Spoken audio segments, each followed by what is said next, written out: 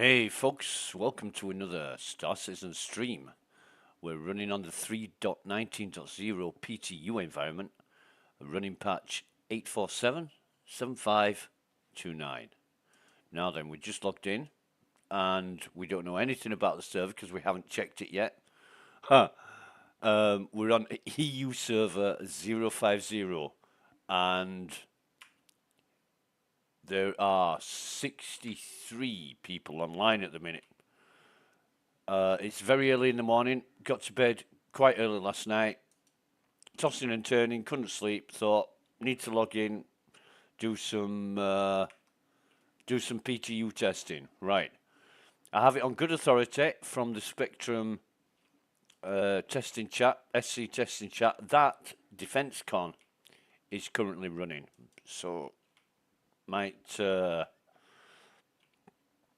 pop down there and what we got here. Afferate. Okay, well, oh my God. Baby, will you marry me, please? Oh my God, you're hot. Jesus. Anyway, enough of that. It's too early in the morning for that. I've only just woke up actually about half an hour ago. It's not actually 4 o'clock, it's nearly 4:30, so yeah, made a coffee, had a chat with the good folks on SC testing chat on Spectrum, and what are we doing? We are checking ourselves out. Right, so we'll get rid of the. Oh no, wait on a minute. We won't. We'll check the stats out first. What we got? Beautiful. It's all looking good. We've got a ping of 30 milliseconds. Bandwidth in is very good. Server FPS is quite high. In fact, server FPS is bloody brilliant. And our own FPS is up in the 40s in a station. Wow. So, that being said, we can actually, what we'll do, I think, is get the Pisces out. Shall we? No. We'll get the Andromeda out.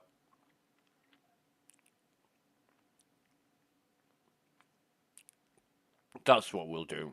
We've got the Ursa. Hanger 8. Thank you, Claire. Yeah, we've got the Ursa in the Andromeda. We can go off and do stuff. And I do want to do stuff because Hanger 8. Yeah, I'm testing it out. I want to test it out. I've already driven it. I already know it's going to be great. I just need to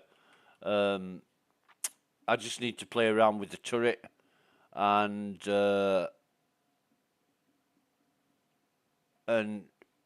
see the efficacy of using that for myself and how easy it is and how you target and all that kind of thing. And I could watch videos, but watching somebody else do it, it's like watching somebody else bake a cake. It looks gorgeous when you're finished, or when they're finished, but when you try it, it's not as good. So you've got to practice and practice until you get that kind of experience. Or if you're lucky, you can make a cake and it's the best thing ever on your first attempt. And have I got any drinks in this thing?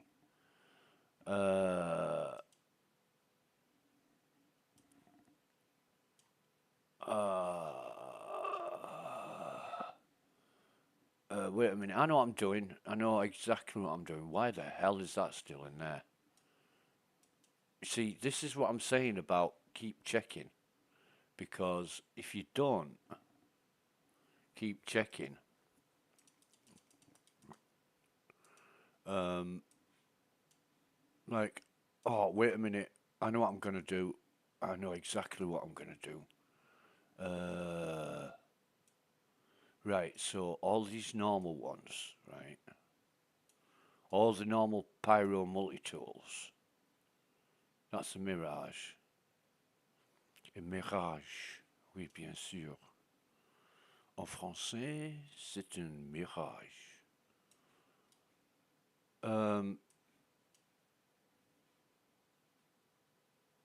What? What? We've only got. Oh my goodness. We need a few more. We need a few more. I think what I might do.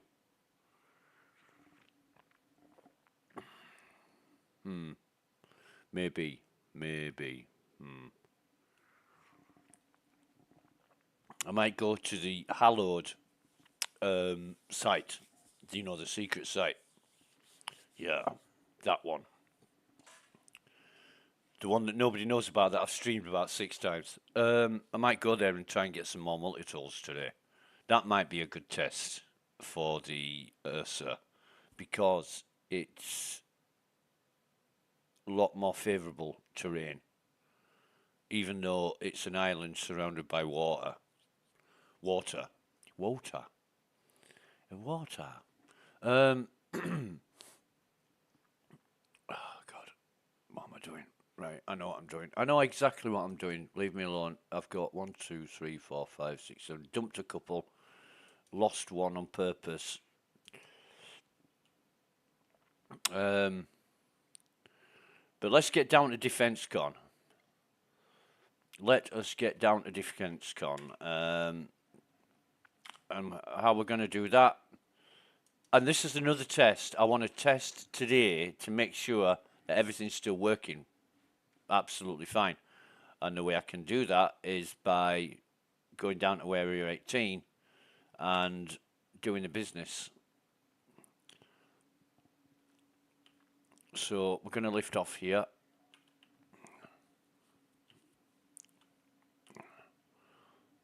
Well, let's just turn all this on. Where's our blue marker? There it is. And don't worry about that ship marker. That is for our Ursa, and it's always going to be there as long as the Ursa's in the back of the. Thanks, Roger. Catch you later, mate. Okay, so where's our? No, there it is. Our cop. Here we come.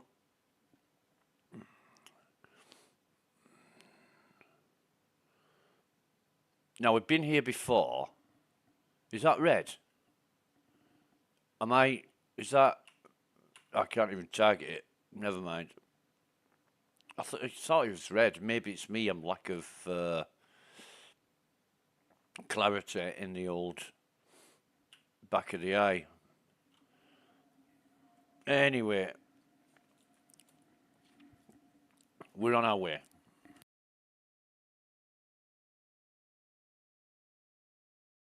And we fully expect this run to take like 3.5 minutes or something.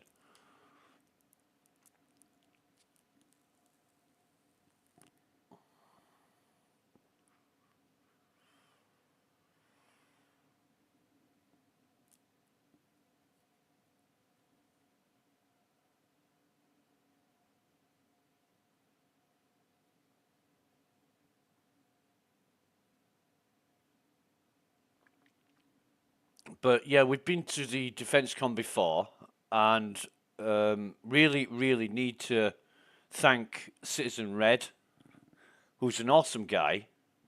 A bit crazy when you get him inside a bunker, but he's a nice guy outside of a bunker. No, I'm being honest and serious about that. I thought it was brilliant. I thought it was really genuine, nice, respectful, polite, honest, and decent. Get him in a bunker. Fucking hell. His gun comes out. He puts that mean face on that really scares you, and he runs around and he kills things, and he laughs while he's doing it. Oh my god. Anyway, that's something else. But anyway, Citizen Red was really gracious and generous and showed us around the Invictus Expo, told us where everything was, give us all the information we need, and now we can go and do it ourselves. And it was so easy. And I didn't have to ask anything twice. It was really, really good at passing on information that I really needed to know. And he didn't tell me a million things that I didn't need to know like everybody else does. So, yeah, very grateful to him. And and we keep going back to these expos because they're being previewed on the PTU. Not only for testing the trams and everything else, but for our own interest as well. I think it's great that CIG put this on the PTU so we can come along and enjoy it and test it and make sure that everything is as it should be. In fact, I'm going to go to Chubby. I call him Chubby Blast. Oh, Jesus, I'm never going to get that name right, am I? Chubby Blast, Cubby Blast. It's Chubby. Wait on a minute. I know what I'm talking about. Look, it's 4:35 in the morning. It's Cubby. It is Cubby. It is Cubby. Cubby Blast. Right. Yeah. I think, yeah, it is. But I will still continue to call him Chubby because I've just called him Chubby for so long. And then Red said the other day, no, it's Cubby. Not Chubby, it's Cubby. And I'm like, oh, shit. I call him Chubby.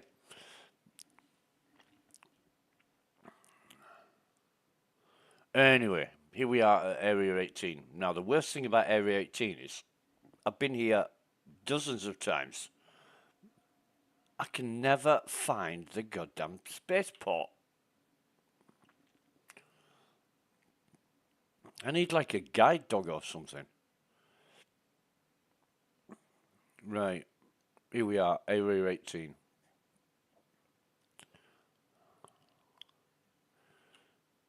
The thing I don't like about RCOP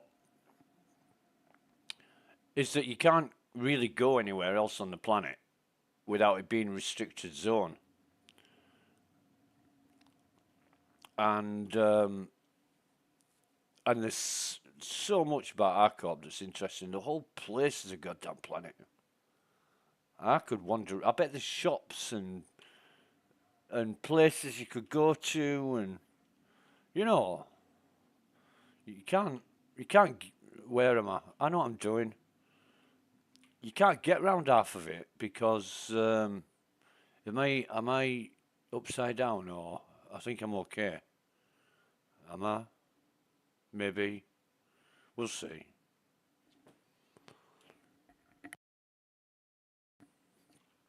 Because it is very dusty and hazy right now. Who the hell is that? Nobody who's aggressing us, that's for sure. In fact, we're going to put our gimbals on just in case, and the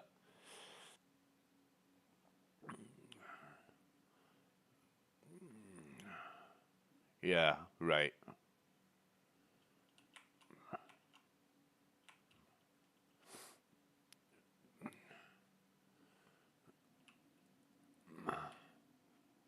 Are we? They're outside the armistice zone, aren't they? They are outside the armistice zone. They're waiting outside the armistice zone. That's what they're doing. I can't even tell if this is. Where's the? Oh, look at that! Look at that! That is just. Somebody's had to build all that. I mean, I bet it was something short of building it for real, making all this. It's huge.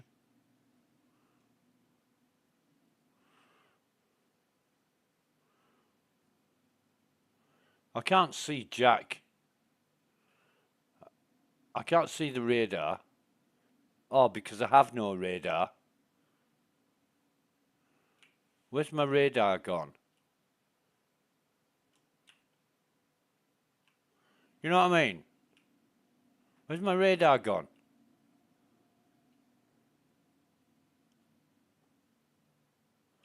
This is a base spot. Excuse me. This is the spaceport.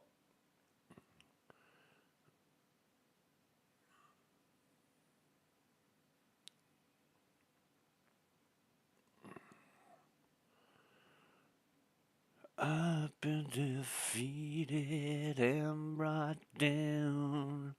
Whoa, drop to my knees when hope ran out. Yeah, our time has come, change my way. Yes.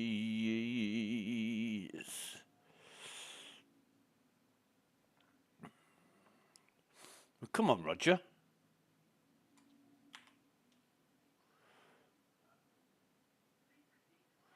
That's about right, mate. Come on.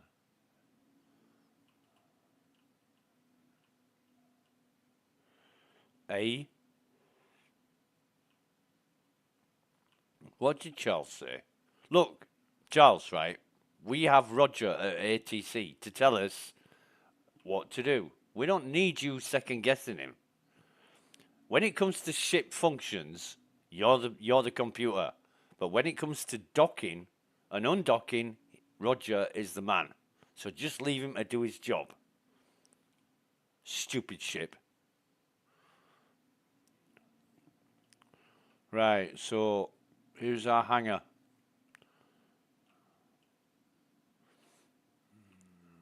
And that looks like a retaliator.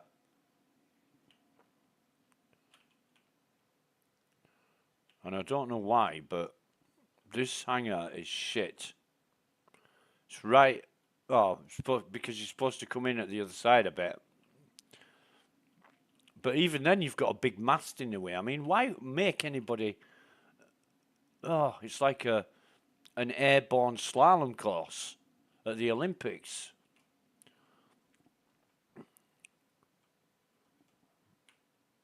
Right, we'll auto land.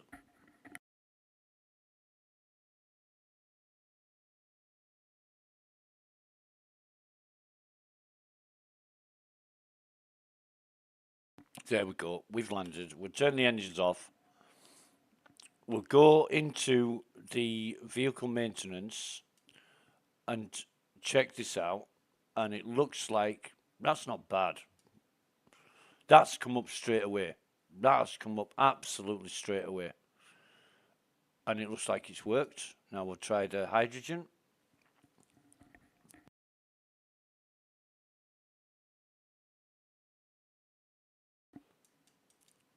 Looks like that's worked as well. We've still got a radar lock. Jesus, these people.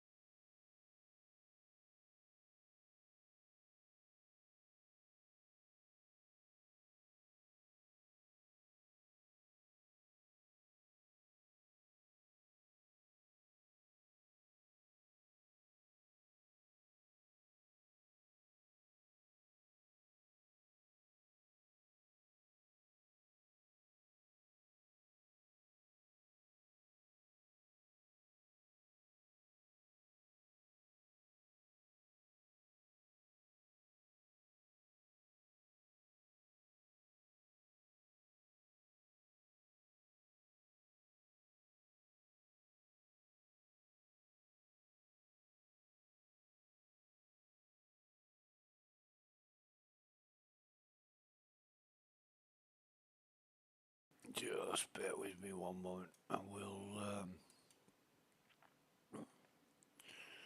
we'll get this looked up.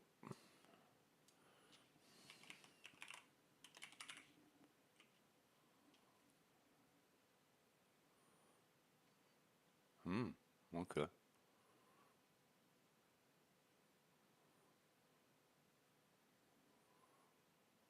Wow. How is that possible?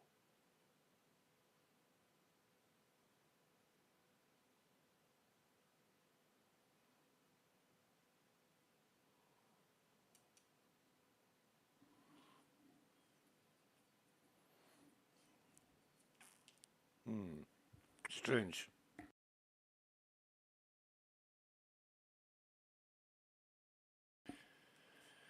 Yeah.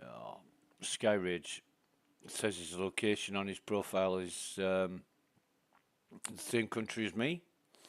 Everything about him says Spanish. Name, organization, and he's got a 2946 aggressor. And I'm going to look that up.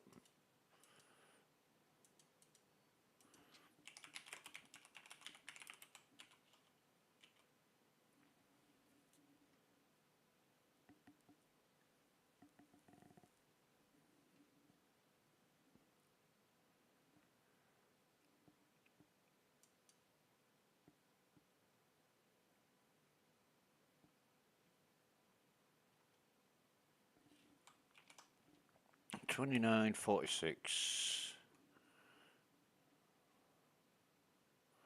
Completing Pirate Swarm in online play after Gamescom 2016. And he enlisted in 2018.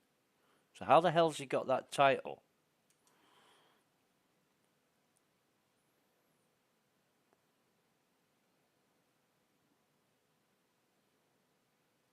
Oh, because it's still earnable. That's why. Right.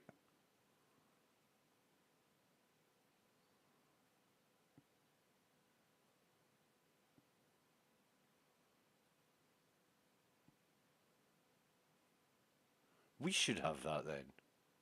We should have 2946 aggressor. We've done Vandal Swarm.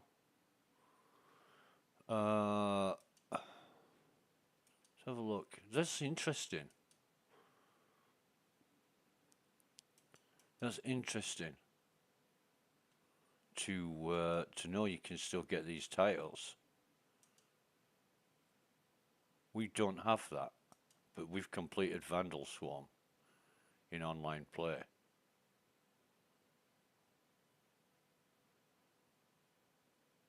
In fact, that might be something. That might be something to. You can still get, apparently, you can still get the 2946 aggressor and 2949 aggressor.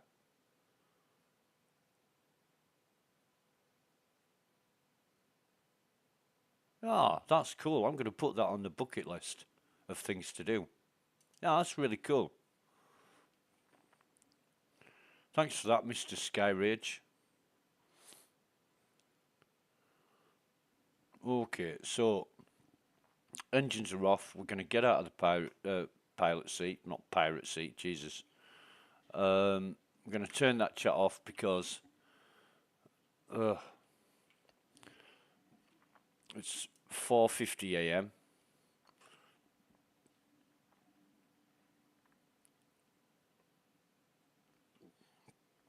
And we're going to send the lift back up. Right. I always like to check people out. Look at the profile page, see what organization they're in, things like that. I used to play games where people's profiles were pretty telling, and they included a lot of things on the profile about deeds they'd done in game and stats of things, missions, and how many people they'd killed, how many times they'd died, and who'd killed them.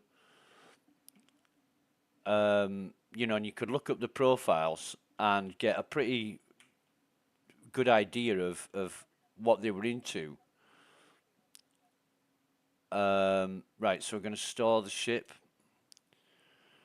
And so, yeah, I just carried that on in every online game I played. I just look people's profiles up and get as much information about them as possible, and then you know what you're dealing with. And some of my friends say I'm weird for doing that, but it's right. So it's stored, but yeah, it comes from working in certain vocations that we're not going to go into right now. Anyway, this is DefenseCon, and at DefenseCon, you have Drake, and Drake are not invited to Invictus Fleet Week because, and a brief explanation of it is that Drake ships are used by pirates and for criminal activities, so nobody wants them at Invictus. However, interplanetary or Drake interplanetary, right? So what we have are the Drake ships, and we'll start with the Gutless. Now then, this is the Gutless Black, and we all know about the Gutless Black. It's a wonderful, wonderful ship, and it's used by a lot of pirates, Nine Tails, and also player pirates.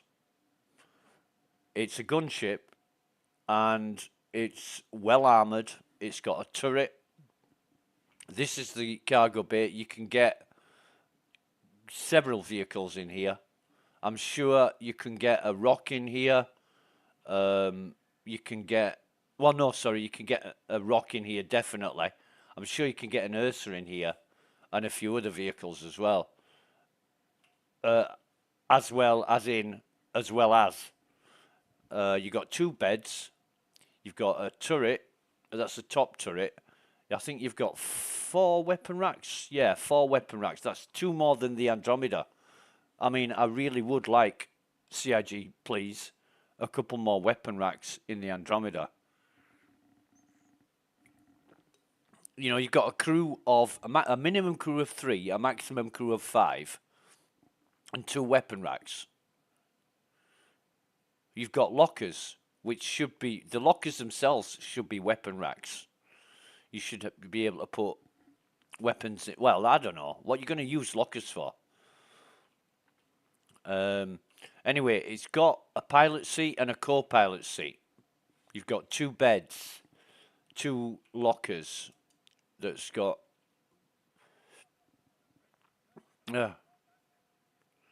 vehicles. Why is that? That's weird. Anyway.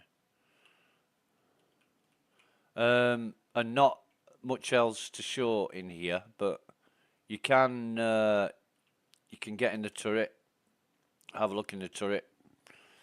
I think it's got 2 badges on it.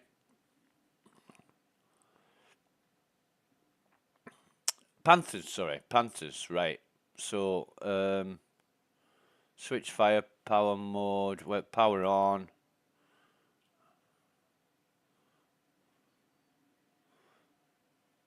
Obviously, it doesn't work. Not going to let you fire off. Well,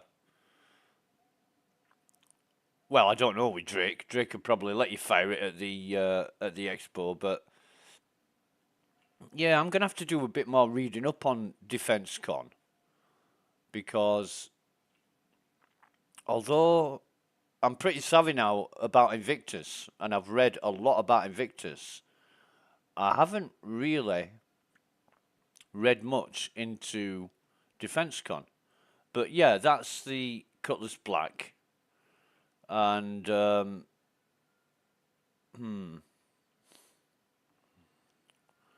only problem I have with the Cutlass Black is that panel there is right in your way of viewing.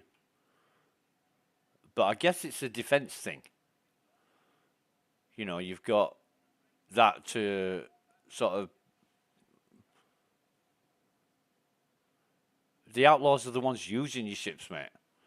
I suppose you've got a bit of protection there. It does look quite well armoured at the front end. But then again, you've got those big glass areas, which... Oh, go away. Thought something was burning. Yeah, it's got guns, missiles, and it is quite a difficult ship to kill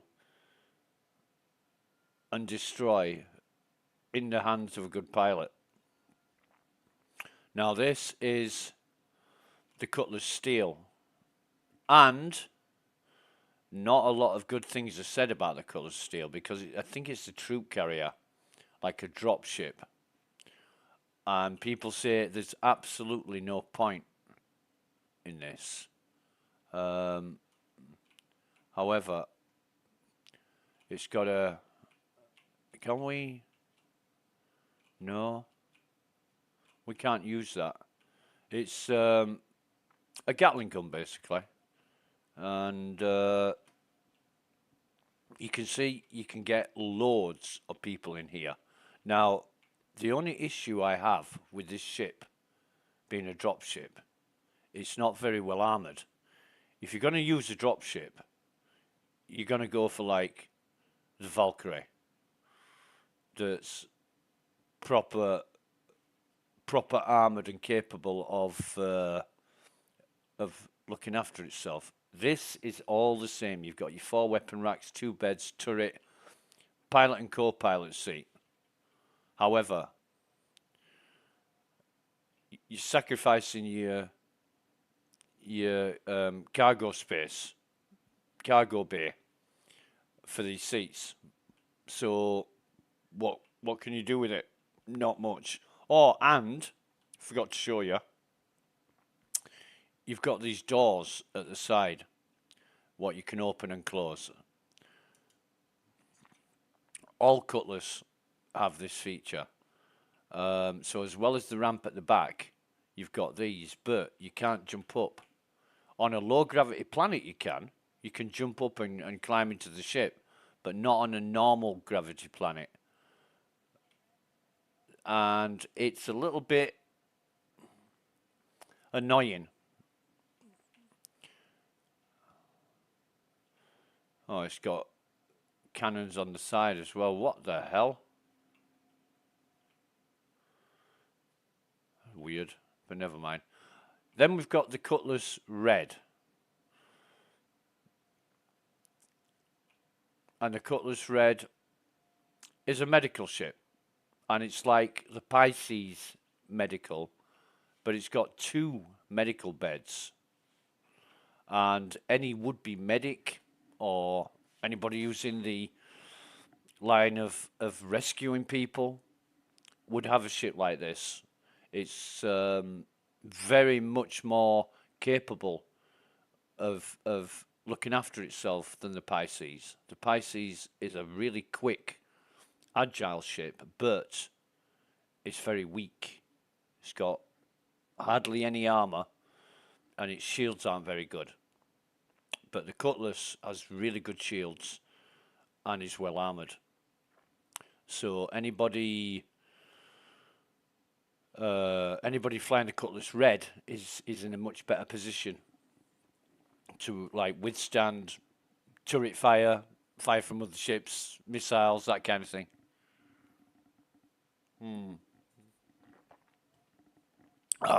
As always, got a beautiful hot cup of coffee to accompany us on this stream. This again has I don't even know how to open these. Oh, you just click on the door. Come on, open door. It will open the door. All right.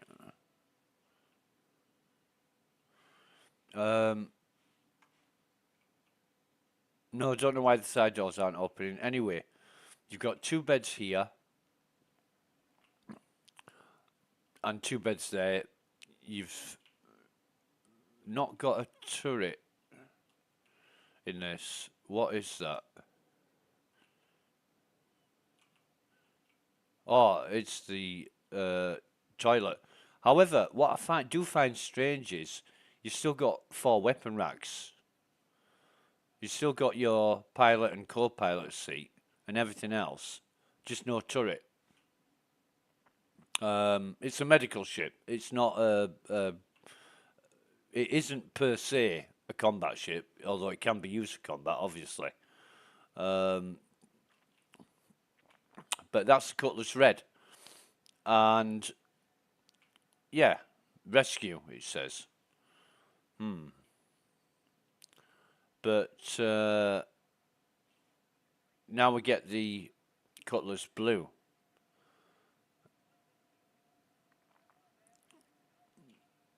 And you can rent all these. You can come down and rent these, fly them, have fun with them. Now, the Cutlass Blue is a bounty hunting ship. And it has, I don't even know what they call them. What would you call them? Holding chambers? Open door. Can we open the door on this? No. No. No. Again, you get 2 beds, you got a turret in this, you got your 4 weapon racks, pilot and co-pilot seat. Nearly always the same in here. There's just the Cutlass Medical that doesn't have a turret. But yeah, these are holding cells for bounties, people that's not got a use in the game yet. They don't have a role because it's not been implemented, but they plan to have. So, you know, they're making all these with that in mind, but I think the Cutlass Blue will come into its own once that gets implemented in game. And that is the range of Cutlass ships. There's 4 of them. And let me just check the stream, make sure the stream's working okay. And it is. It certainly is. Let me check this out on YouTube.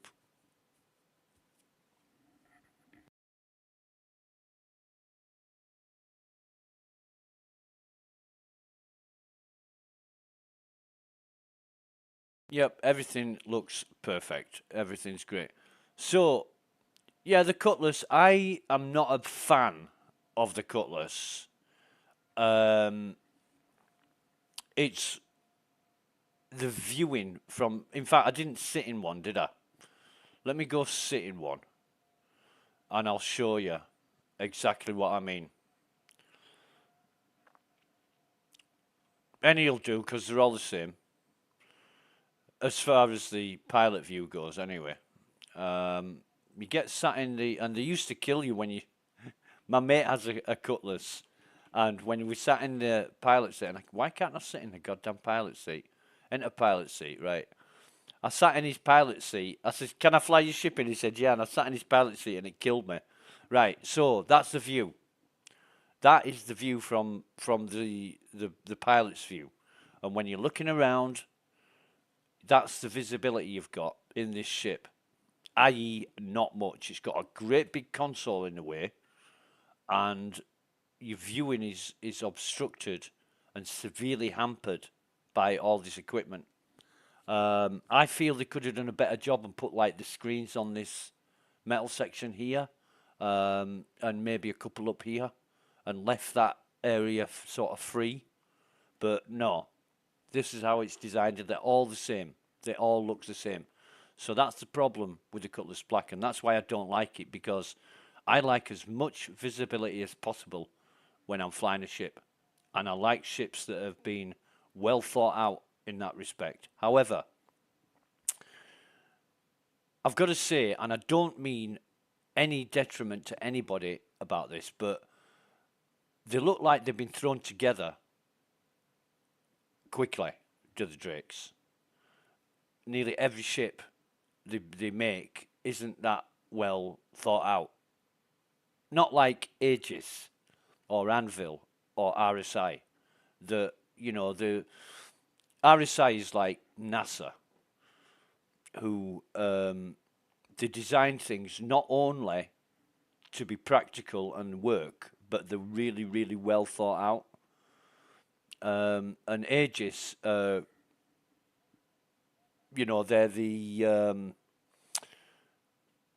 the scientists that supply NASA, because they're even better at it.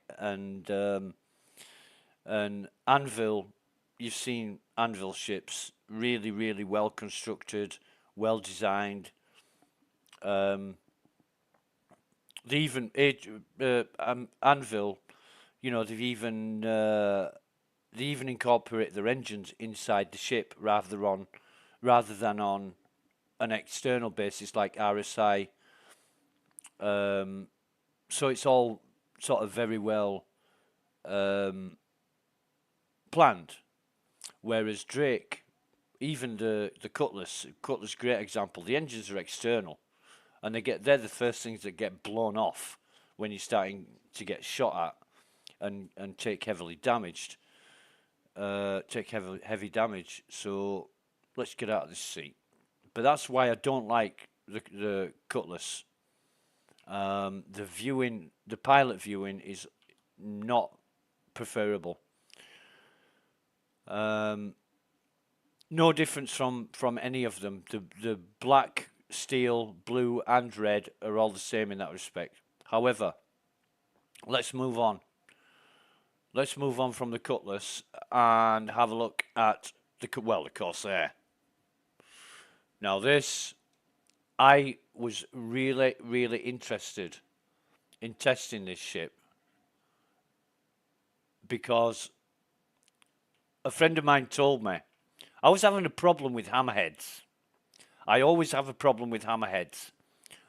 And I said to a friend, I want to go out and I want to destroy hammerheads easily. And he said, you need a Corsair.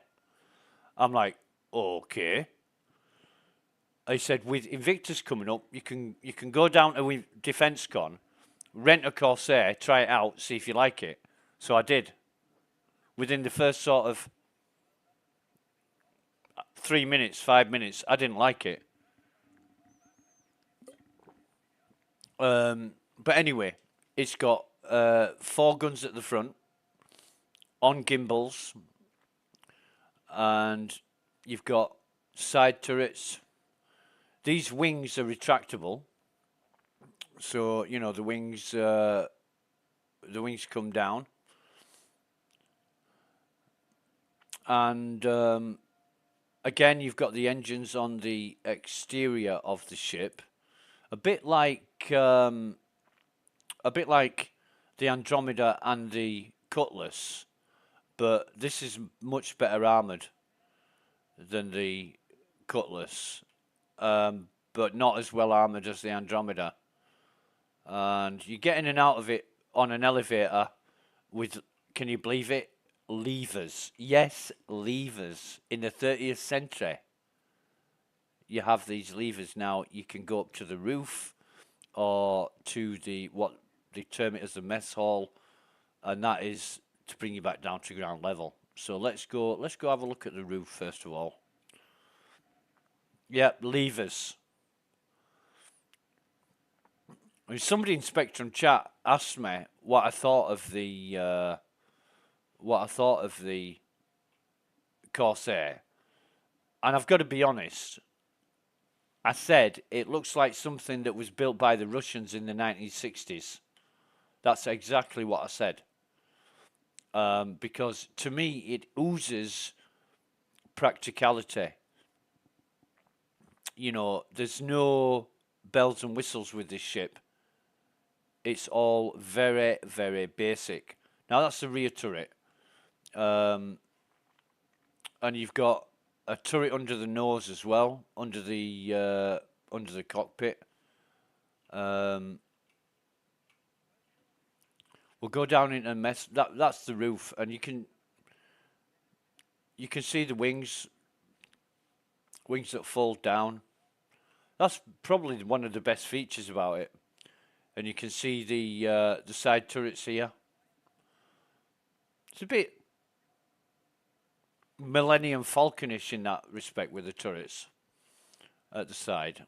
We'll go down into the mess hall. I'm not sure what the minimum and maximum crew is, but look at the cockpit first. Now you've got plenty of space to get in and out of the pilot seat, and the visibility again is hampered. You know, you have not got a lot of visibility in this. You're relying more on your instrumentation than you are on your actual visibility and vision outside the ship. But again, with Drake, you've got all this instrumentation in the way, and it just could have been a bit better thought out. I don't know whether CIG purposely designed it like this, but yeah, Drake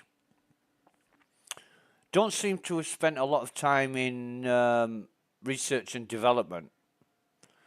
You know, it all looks a bit sort of thrown together.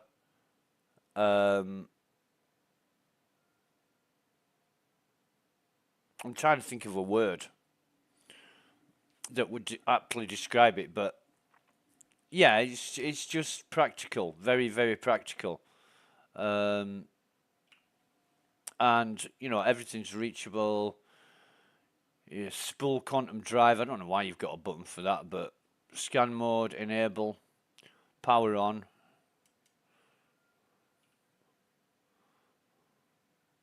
Shields down. We don't get any of the screens up.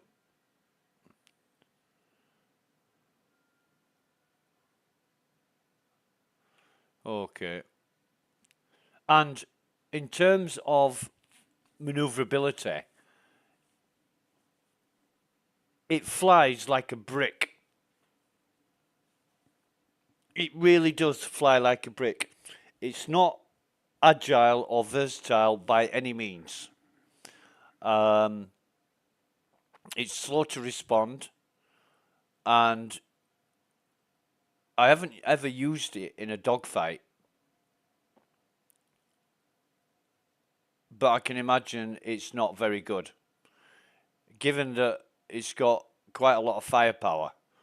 It's got 6 guns, and the M6A, the 4 M6A are on the nose, and they are controlled with the left mouse button, and the 2 M5A are controlled by the right mouse button. Obviously, you can fire both at the same time, and you can change them out for weapons that you prefer if you don't like them.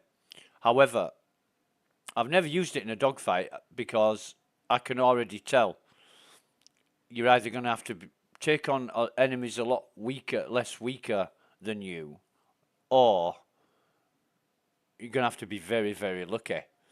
And when my friend said, in order to take hammerheads out, you need a Corsair, I would really love to know how he plans on doing that with a ship that's not as agile as the Andromeda, even. I can imagine getting owned very quickly in this.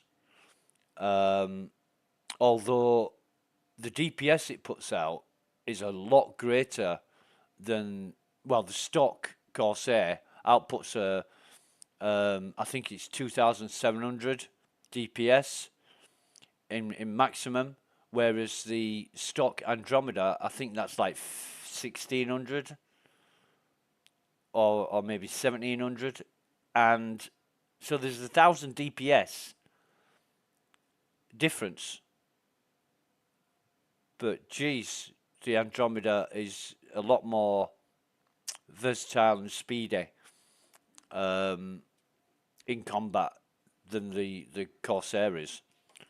And I was actually really, really lucky to be one of the PTU champs this Invictus, and I was rewarded a Corsair by CIG, which hasn't arrived yet. But I'm seriously thinking, you know, am I gonna ever use this ship?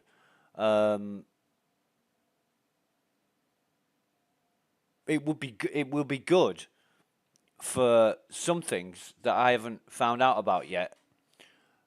But like I tested it for maybe an hour, maybe not even that, maybe 45 minutes. That's one turret seat. That's the other turret seat. Those are the side turrets. That's the elevator we came up in.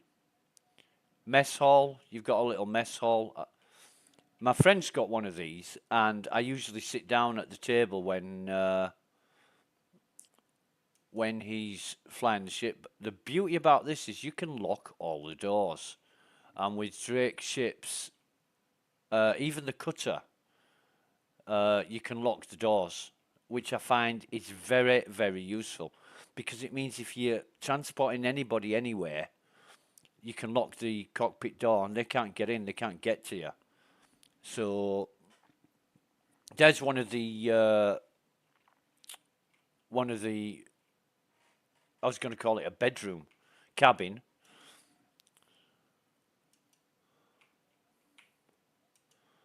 I keep forgetting you've got and there's the other cabin. So you've got two cabins. Somebody's got, is that a toothbrush? It's a toothbrush. Jesus. What's that? Everwhite.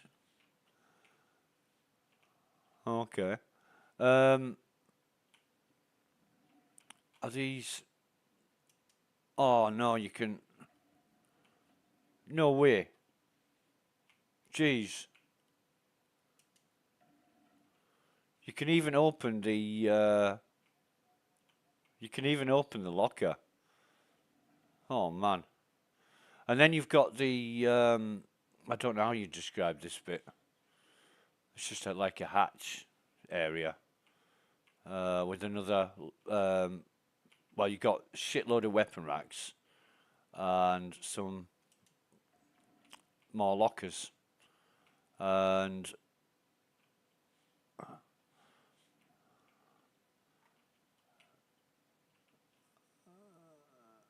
they look like weapon racks as well. But that's a ship battery. I do like the equipment sticking out like this, being accessible.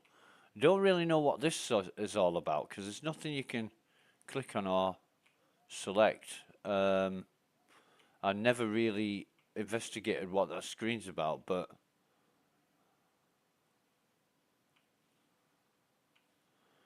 you know, you've got all your wires hanging down, and looks a bit like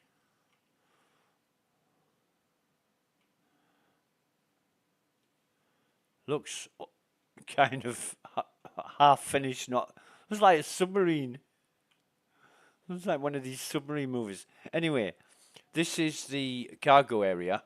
You know, you've got a big ramp at the back as well as the elevator. You've got a ramp, and obviously you can fit vehicles in here.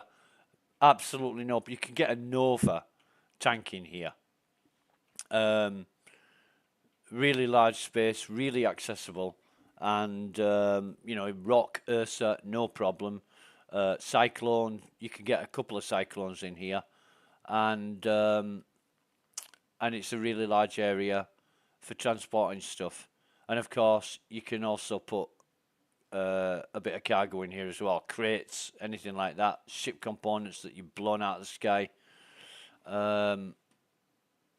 Yeah, and I'm sure there's quite a few other things that are interesting about the Corsair that I haven't found out about yet because I'm not that interested. But it's going to be great to own one and just have it in the hangar. But I'm not entirely sure what it would be useful for when I've got the Andromeda. Yeah, it's a formidable ship, and under the command of a good pilot, it would be a formidable foe. It really would, because of its DPS ability. But it's just too slow at tracking and maneuverability for my liking.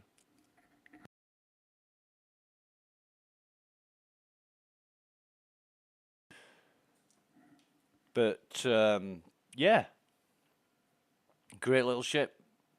Oh, great ship. Not really little, is it, compared to some? Right, so now we have the ship I love to hate, which is the Vulture. I've flown this once, and I got blown up by an NPC while I was on EVA doing an investigation mission. Along comes an NPC pirate, starts blasting the ship. I didn't have the heart to even get back to the ship and try and defend myself. I wanted him to blow it up. And that's the God's honest truth. Now, this ship is a salvaging ship. And my friend Mav has one. And I mean, Mav's really into salvaging. Loves it. From what I've seen of this ship, it's great. It's absolutely great for salvaging. But let's, can we get up this ladder? Why can't we get up the ladder? Jeez. It's got a cargo area. Now this is where the salvage crates come out, and it stacks them here. And I think you can get, is it 6? No, 8 or something like that. And it stacks them there, but you've got to physically move them from there onto the cargo bay, which is daft. I don't know why it doesn't do it automatically. But anyway, you've got a bunk. You've got a bed in here, so you can bed log on it. And through here is the cockpit, and it's a single cockpit. But you have a door. Where is it? The open door. There we go. You have a door that you can get out of, and obviously walk along the top of the ships. There, those are the salvaging lasers. It has 2 modes of salvaging, and I can't remember what, cringe and something else, fast and slow mode. But yeah, this is not one of my favorite ships at all because I've got no use for it. I don't salvage. But for salvagers, it's a great little ship. And that's about all I've got to say about the Vulture. I'm not into it whatsoever.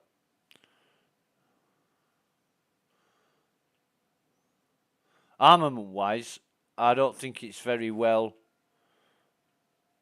armed up. But it's quite expensive, I think. It's quite expensive for what it is. And there's much better value ships on the market. I mean, the Andromeda, if you were wanting to make money, you couldn't go wrong with the Andromeda, in my opinion. But certainly salvaging is it's a renewable and constant and perpetual income. But it's salvaging. You know, it's the same thing every time. Just different locations, different salvage. However, with the Andromeda, you've got every way to make money except salvaging. You could even use another ship as a hauler ship to take away the salvage crates and then stack more. You know, if you've got a friend helping you.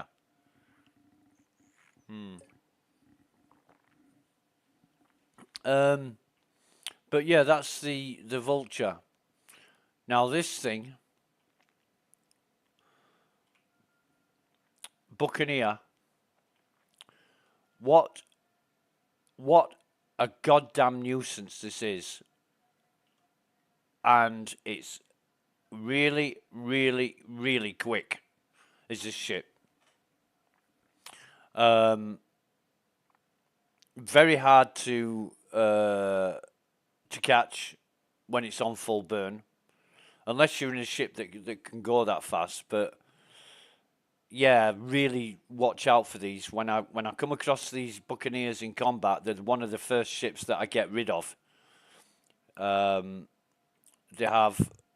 seem to be one of the first ships that's going to, along with the Aurora and Mustang, this ship will release its missiles before it fires.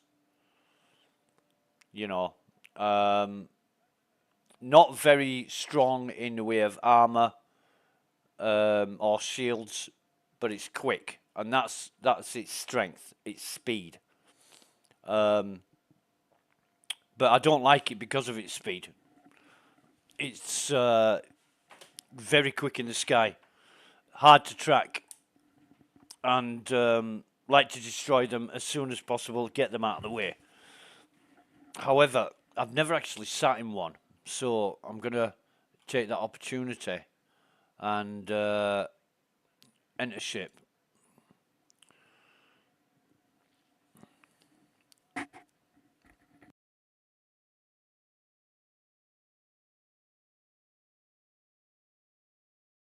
And I'm going to be right back in 30 seconds.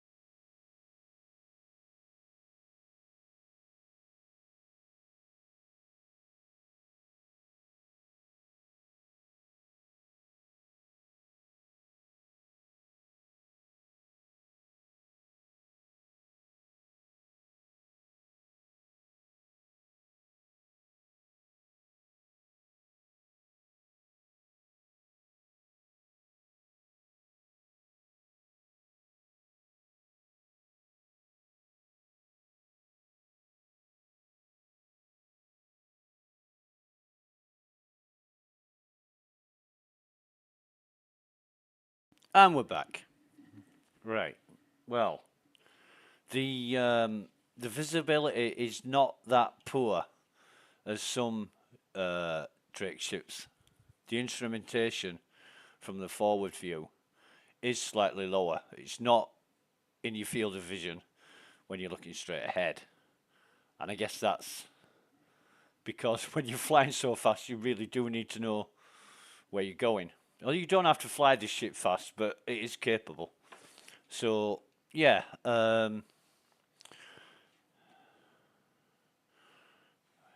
interesting.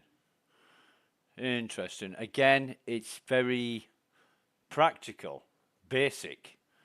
You've got just what you need, and everything is open. There's no covers for these tanks. All the wires are viewable. You know, it looks like it's been thrown together out of a lack of time to refine and put everything together properly. We need a drink. We do need a drink.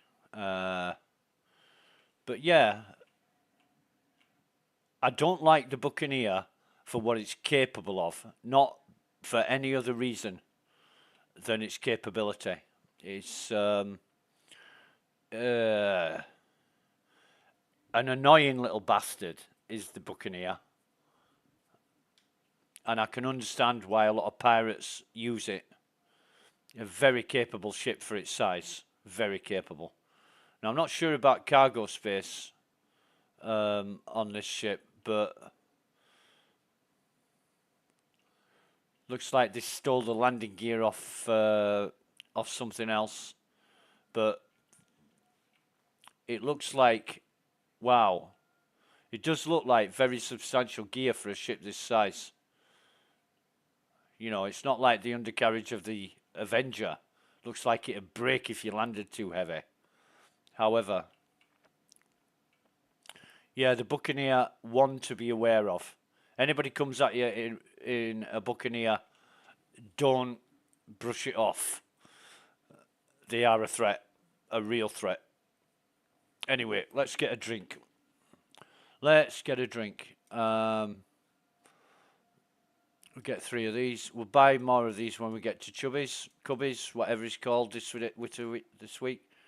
We'll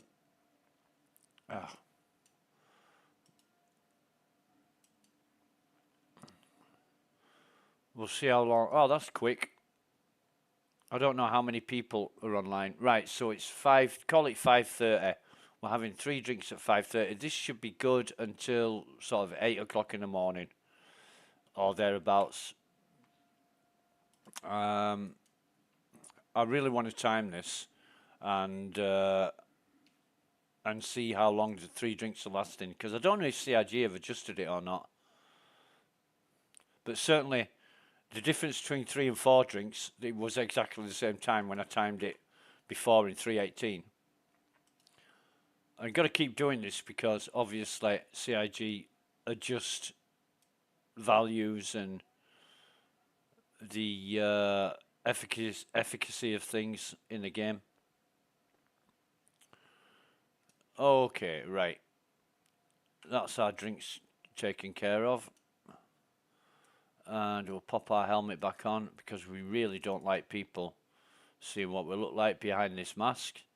And then we have the Herald. Now, I don't know anything about the Herald. Anything. Do they have a... Whoa, sorry. Is that a... No. Let's have a look at the... Right, the Herald. Drake Herald is a small armoured ship designed to safely get information from point A to point B, featuring a powerful central engine for high-speed transit and generating the power needed for effective data encryption containment. Right, okay, know what the ship is now. Advanced encryption software and an armoured computer core, the Herald is unique among personal spacecraft in that it's designed to be easily cleaned when in danger of capture. Now, I've read that before. About these data transport ships, of which the MSR is top of the range on that score, I think. But it looks like you've got a ballistic Gatling gun under the nose, and they're laser repeaters. So, Jesus, look at the size of that engine. So is this a one-man job?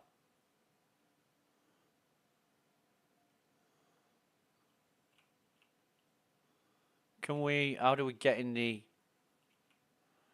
How do we get inside? Oh, right. Yeah. Enter ship. Open door. Right.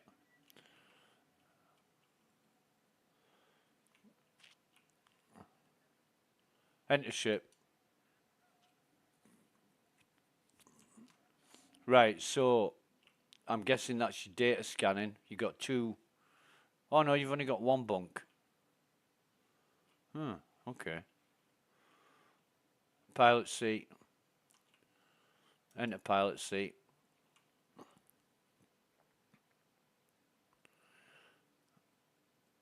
Oh God.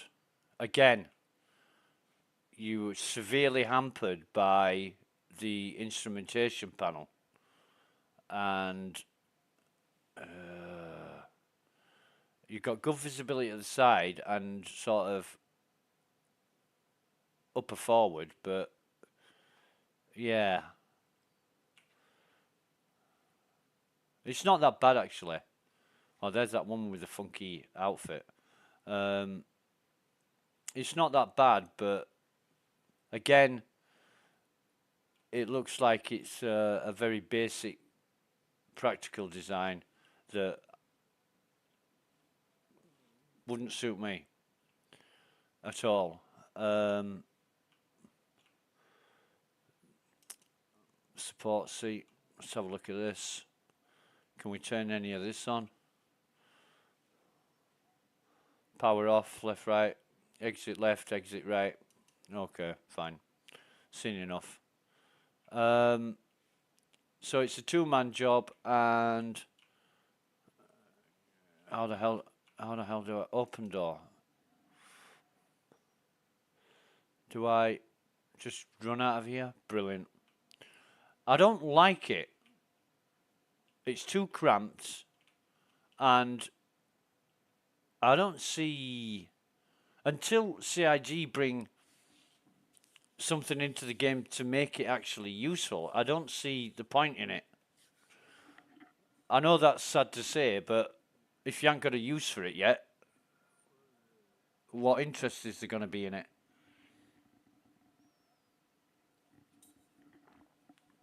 But yeah, that's the Herald and a data runner. Drake's version of the data runner. And this landing gear, really? I mean, if you look at the landing gear on the Buccaneer over there, and you look at the landing gear on this ship, you would say, this landing gear, look at the feet. Look at the feet. They look like they're going to break very, very easily. Compared to the Buccaneer, which I'm guessing you could land a Hercules with that landing gear. Anyway, this is the cutter. Now this is let's read about this. So, designed for hard-working folks of all stripes, the cutter packs 4 SCU of cargo room and plenty of wallop into a rough and tumble combat frame. Sorry, it's a ship that truly embodies the spirit of Drake, and no matter who you are or what you do, you can reach the stars. So, I know this ship is a starter ship. 4 SCU, that is as much as the Pisces. However, this is much more capable in terms of versatility, in ways that it can be used. You can get a rock in here. I don't think you won't be able to fit an Ursa in here, but you can certainly get a rock in here and go mining that way. And with 4 SCU, it is possible to do trading with this ship as much as you can do it with the Pisces, and it's a lot better armoured and armed. I think it's got a bed. It has got a bed because I sit on my mate's bed when he's flying his ship. But it's got its own little water closet, if you like, and other bits and bobs. That's just a locker. But also, you can lock the doors. You can lock the doors, and it's got a bit better view than most other ships. So, you know, hang on, I know what I'm doing. So, although you've got the instrumentation panel sort of below you, it's more wide open, and you can see closer in front of the ship than other Drake ships because the instrumentation isn't as high up in the cockpit. It's a good little ship. It is a good little ship, and I understand why a lot of people choose this as their starting ship. And yeah, it's good on fuel as well. It is good on fuel. So yeah, that's the cutter.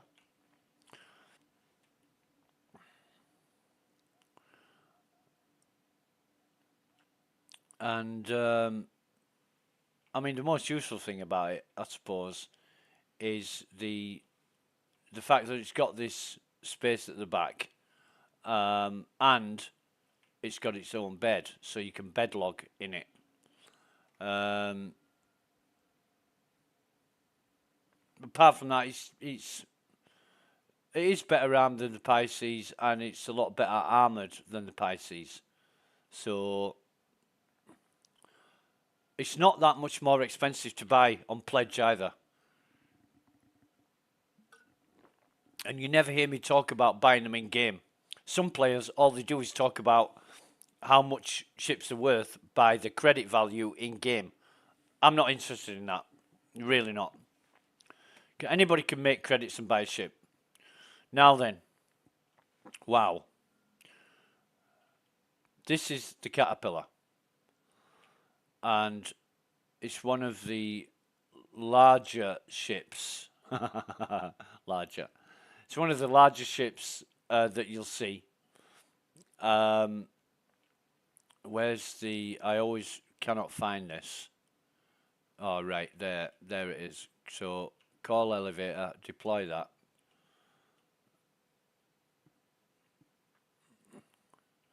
And usually, I've walked around this ship before, but usually I only see these at wreck sites, whether in orbit or on the surface of a planet.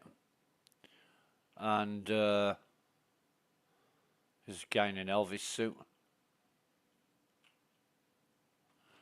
Hey mate, which glasses are those?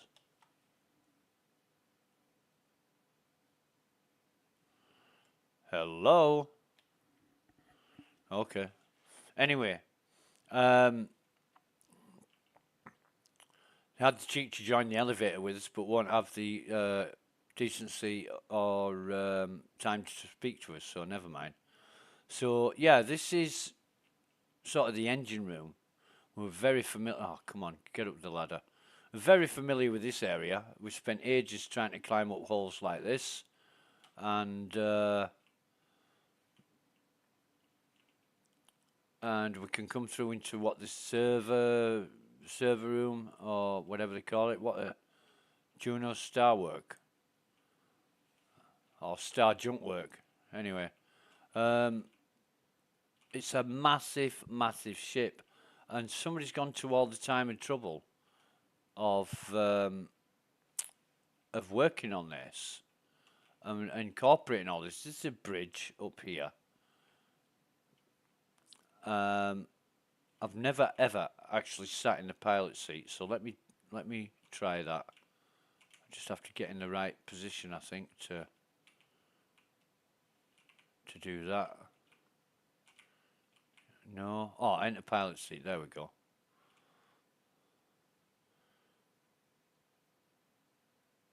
Jesus.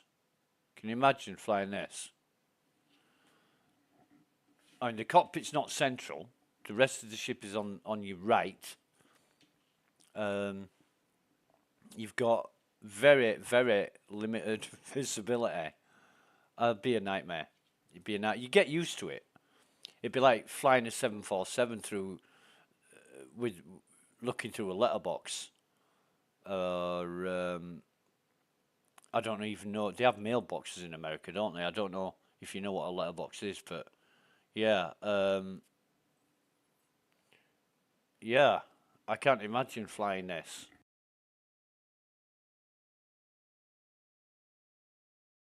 I think what I'd have to do is I don't even know if I could. I'd have to stick to. Uh, I don't even know if you could land it at a mining station. Jesus.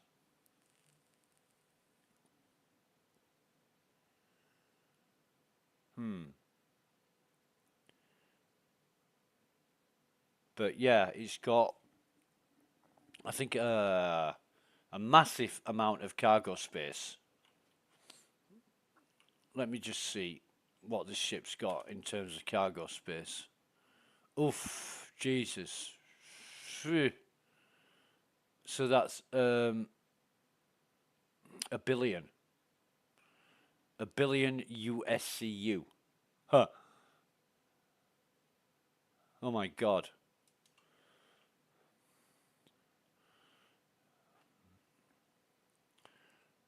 Whereas you think the Andromeda has 1 million USCU, and this has 1,000 million SCU.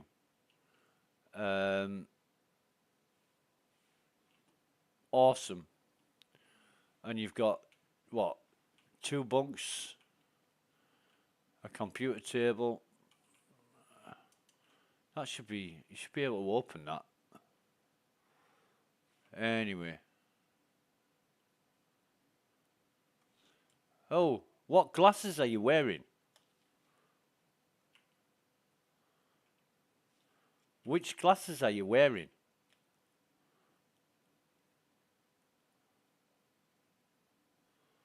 Because they look kind of cool.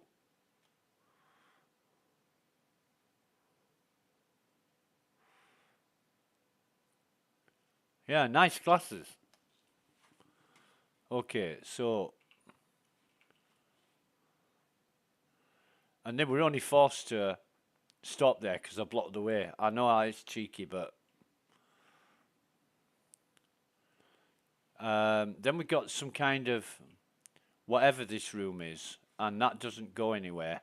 And it may be a hatch that you're supposed to be able to open, but we can't open it. And this goes through to the cargo base, and the doors are open at the side at the minute. But I mean, it's massive. Is this ship massive? But we can. This is I don't know what this is, but it's like another control station for something. Often see it broke off in wrecks, and I've never really been able to work out what this function, what this fulfills, what function it fulfills. But yeah, it's a big ship. It really is a big ship. We'll go through this way, and you'll be able to see. I mean, it should all be familiar if you're used to wreck sites with caterpillars. This will all be very, very familiar. That's like the mess hall, and this is the first cargo bay. That's just the walkway that we came out of just earlier. But you've got all this cargo space, like sections and sections of it.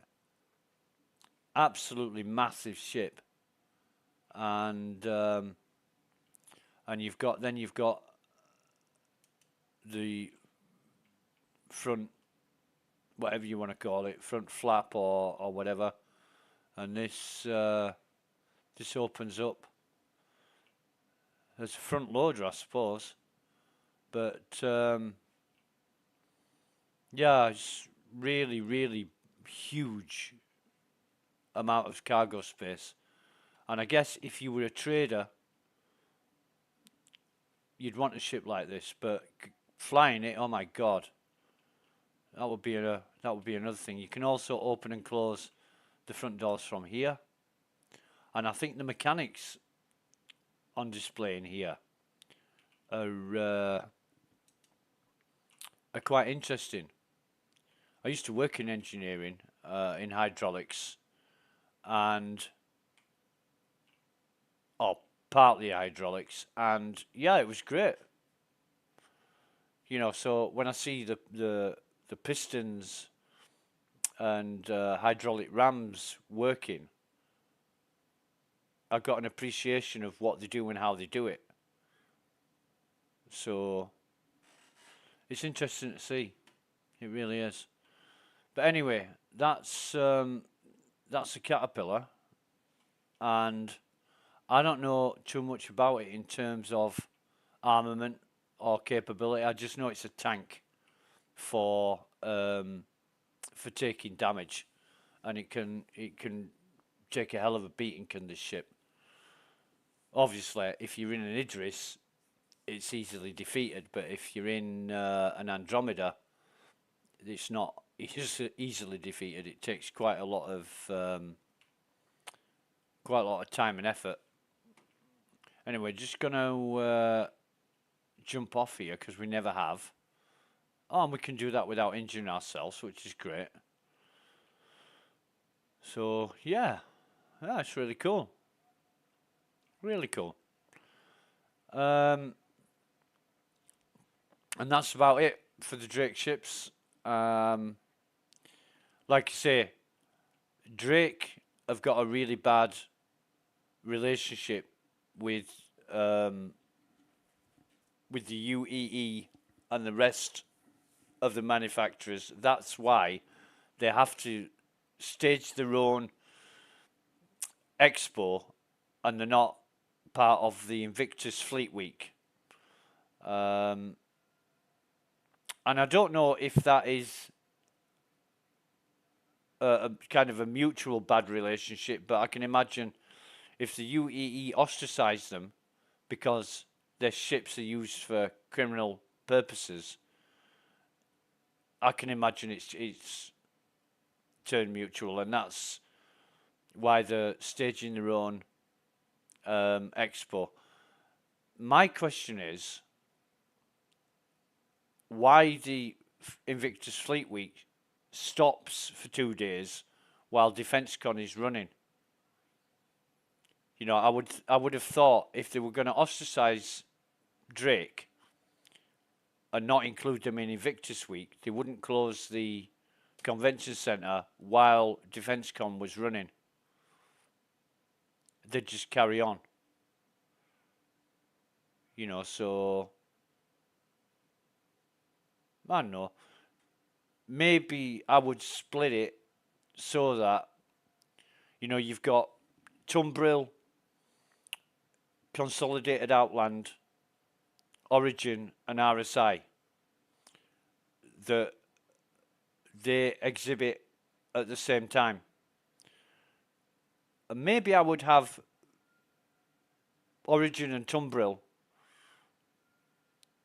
on the day that that DefenceCon was on, and I'd have Invictus Fleet Week running the whole time that DefenceCon was on, because they're running for 2 days, so you've definitely got time to visit both of them. But it would make more sense for Invictus Fleet Week not to sort of stop running for 2 days while DefenceCon was on. And that's just my personal opinion.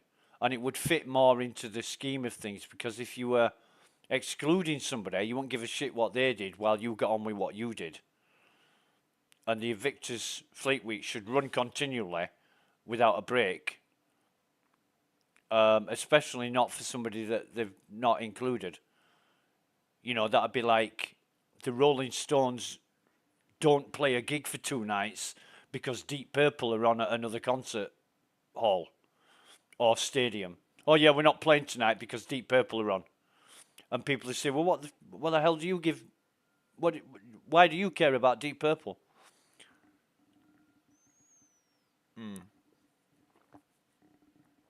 Anyway, that is Defence Con. Like I said, I've been here before. I've looked around the ships before, and it's all in. I mean, again, the level of detail and work and time and effort that's gone into making these ships, it's it's almost on an unthinkable level. You know, you're looking at things that have taken months and years to design, and it shows. It really shows. So when people actually say, why is it taking so long? Well, look at the amount of detail and time and effort that's involved in designing these ships. And you haven't just got one or two people doing it, you've got dozens, absolutely dozens. And it's all got to be orchestrated and managed, you know, and that is just one reason why it takes so long for a ship to appear. Um,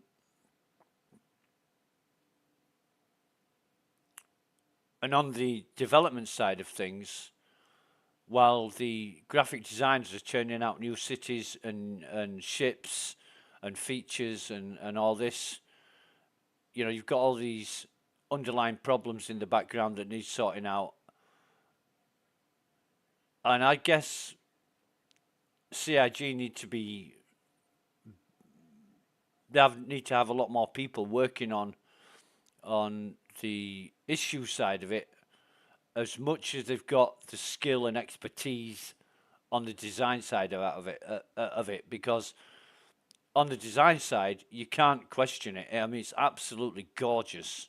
Everything is gorgeous, really well thought out and practical and ingenious, and they just need to focus on all the issues. And I don't know if they've got enough people who are doing that, but maybe that'll change in the future. You know, it's it would be good to see the software progress without a lot of these problems. But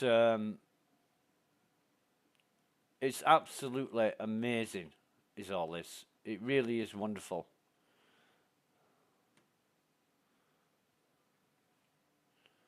You know, you got these areas here, which I'm guessing these are going to get filled with more ships as time rolls on.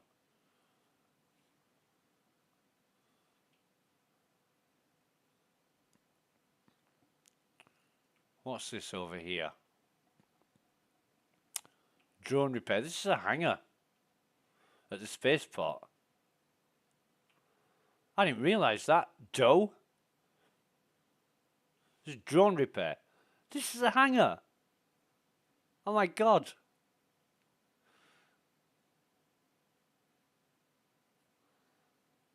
It's a bloody big hangar. It's the biggest hangar I've seen.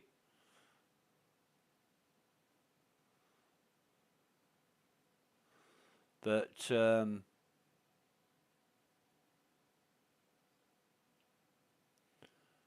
yeah.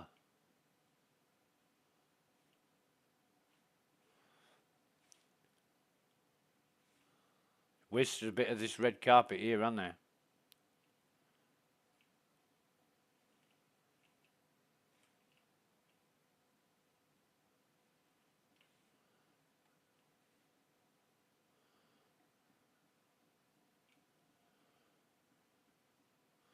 It is really well done. I mean, obviously, people that worked on the Invictus and Defence Con, they've been to a few expos themselves. It feels, honestly, it feels like being at the real thing. It really does. It's amazing just the detail and extremes they've gone to make it all very believable. It's fantastic. And I didn't realise though it was in a hangar. But then again, it is at the spaceport, so why shouldn't it be in a hangar? Where else can it be? Yeah, yeah.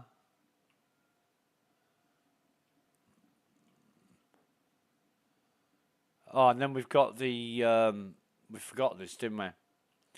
This is the Dragonfly hover quad thing. Um, oh, it's a dual seater. I thought it was single seater. And because they fly, you get when you try and approach a bunker on one of these, you get shot at. Huh.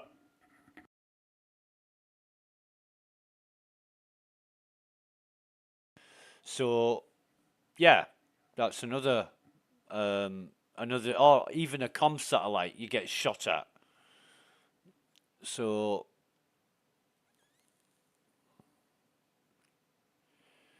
I've never fancied one of these. They seem fidgety and hard to control. Now I think they should have two speeds. I think they should have like a cruise mode, which is a slower high speed than high speed mode.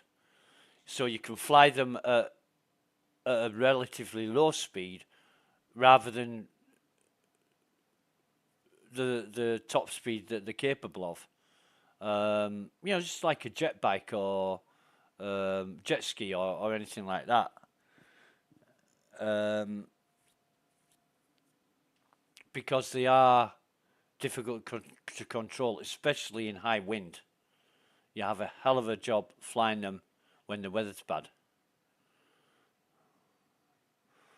But I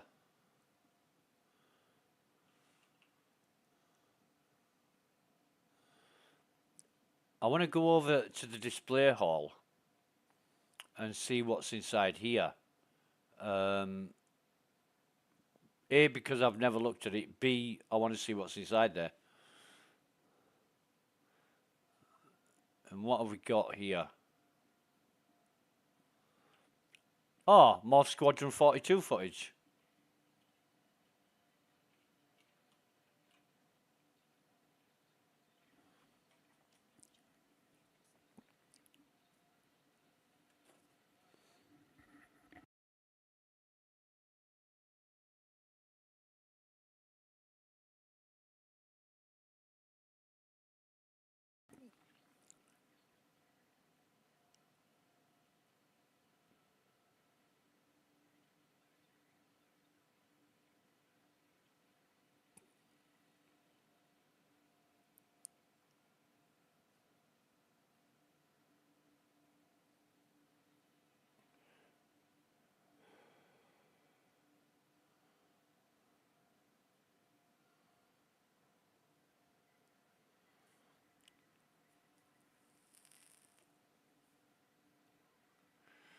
Cutlass.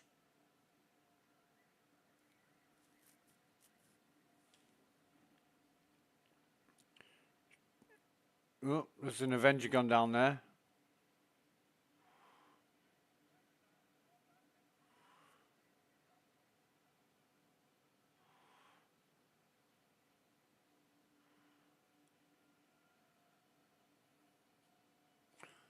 This would be...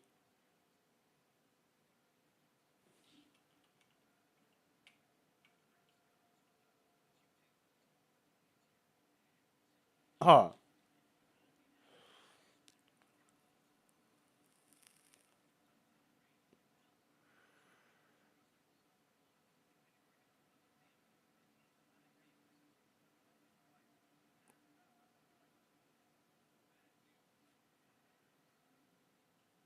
Okay.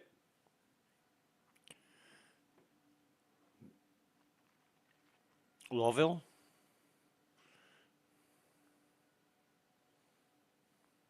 That's the new Lawville.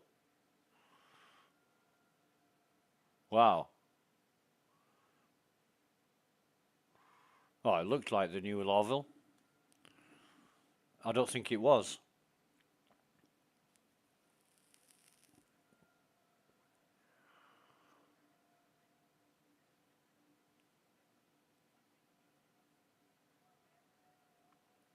We're going to Earth.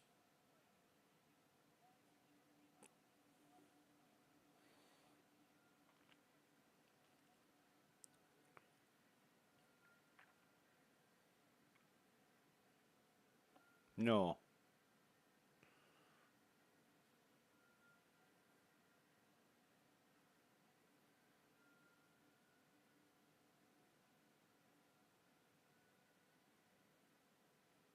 Prospector.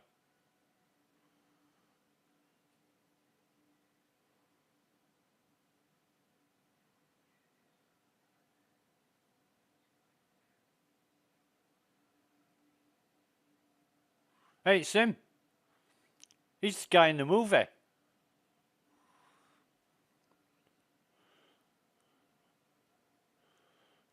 Hey, mate, get out of the way of the fucking screen. You're like somebody at the cinema who stands up. Get out of the fucking way. Annoying bastard. Look, okay, I'll ask for your autograph later. Just get out of the way. I want to watch this.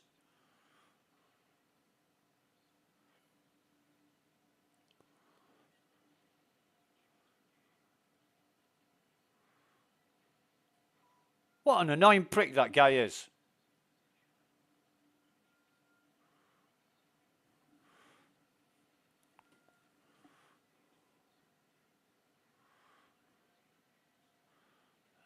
This is the Kraken stuff again, isn't it?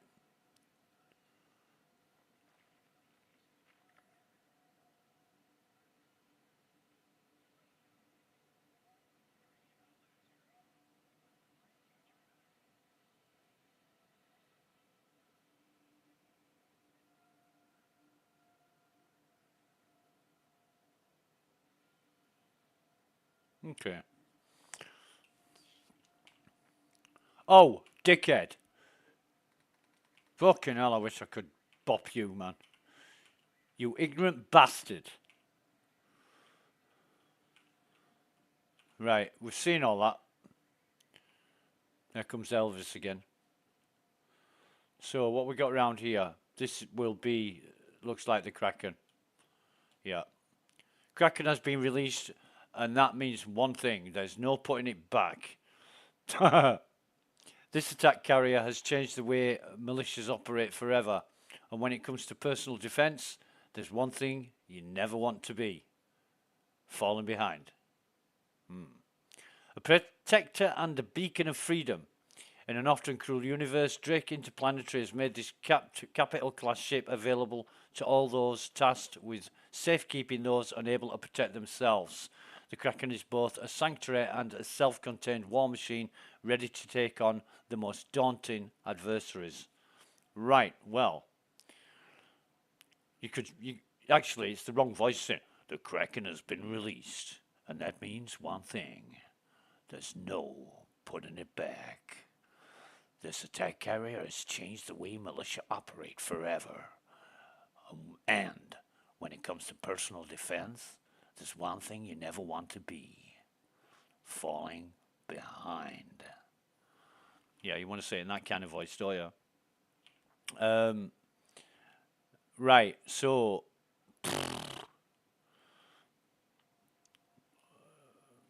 Jesus.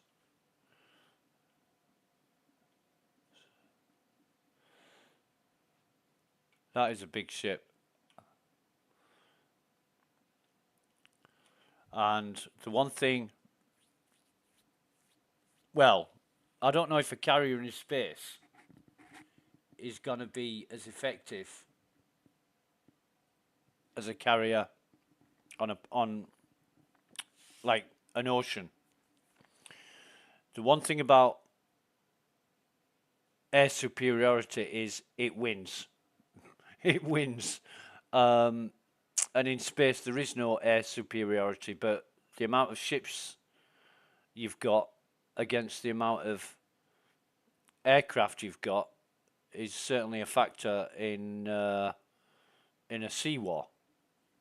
So I don't know how effective carriers will be, apart from the number of ships they can carry and transport and support. But yeah, that's Drake. That is Drake. And is that guy still there? He fucking is still there. What is he doing?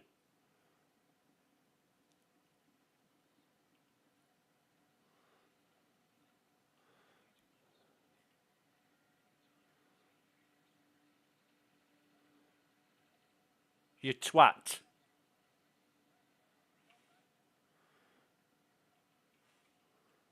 How can you watch that with that guy stood there? Like I say, it's like being at the cinema when somebody stands up. You're like, get out of the way.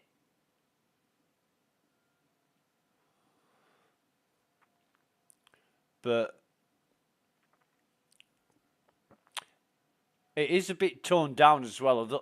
Although they've got the announcer and all the music and ambient sounds going on, it doesn't feel as polished and well put together and formulated as Invictus. Invictus is the posh expo, and this is the common man's expo. Although Drake aren't, but it's not by any means crap. You just know it's, well, the Defence Con Expo is like the Drake ships.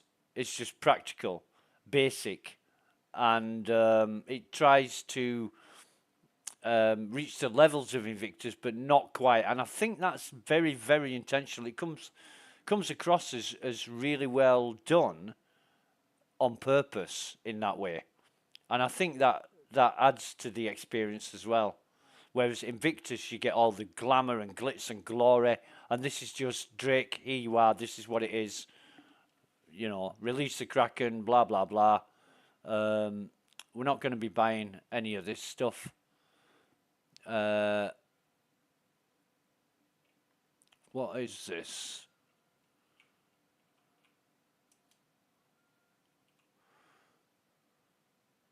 Oh, I didn't know they had one of these screens.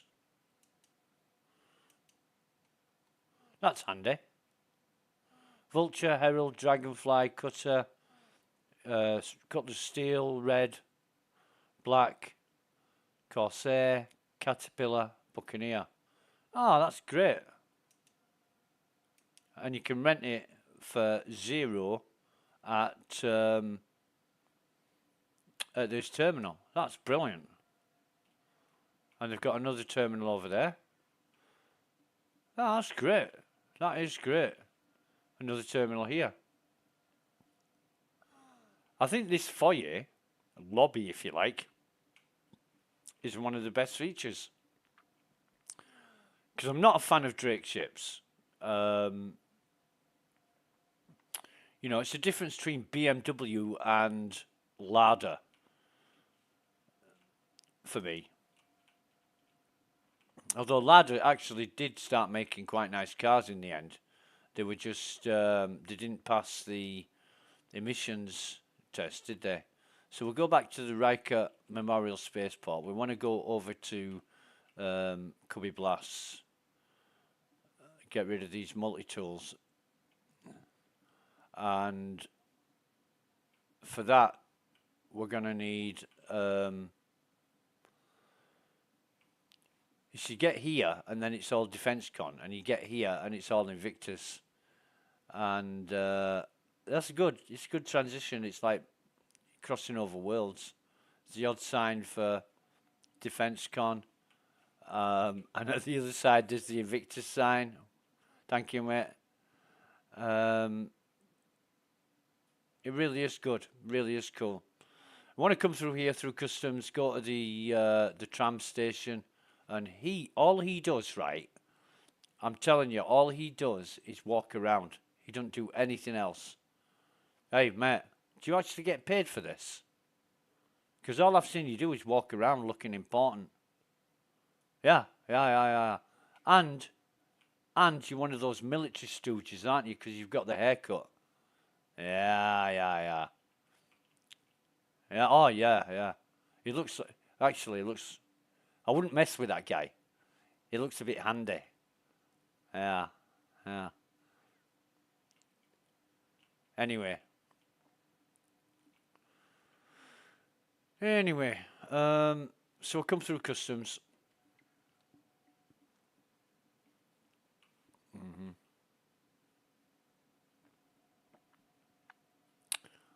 Oh, is he stood in your spot, mister? He is, isn't he? Oh, love your hat. He's got the melting skull hat. Yeah, yeah, yeah, yeah. And he's got the dust up. In fact,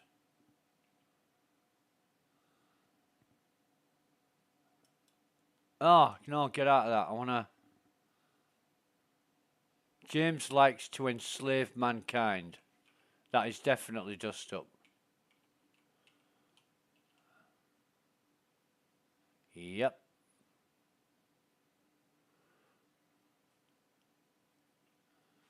Okay. I really need to stop these NPCs. Oh, there's a shuttle there to the plaza. Can we get on it? Yes, we can. Tram, sorry, not a shuttle. There's another tram turning up. So, tram's definitely working. Love this now. Love this streaming. Change the encoder over from the hardware N264 or whatever it was to the NVIDIA encoder, and everything's working perfectly. It was just taking up resources that Star Citizen needed, I believe. This is absolutely fantastic.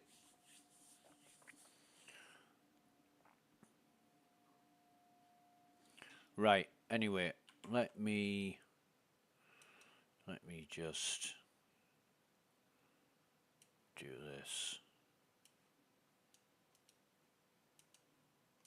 while we're on the tram.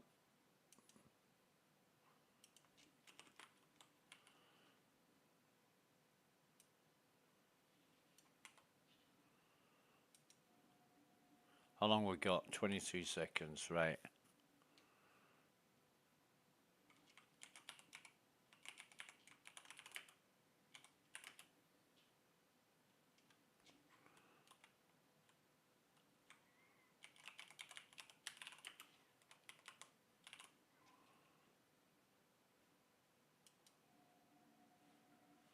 There we go, we're getting off. Right, just give me one moment while I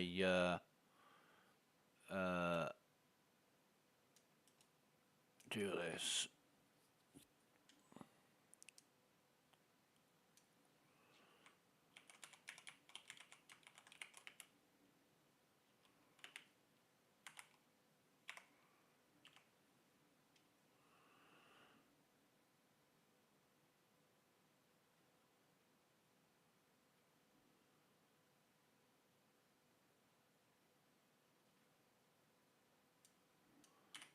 Okay, that's updated. I'm just updating the YouTube description with the Defence Con information, and there's a link there that you really should look at for the Invictus Fleet Week. Actually,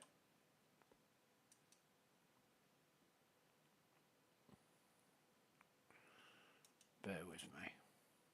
It must be coffee time now.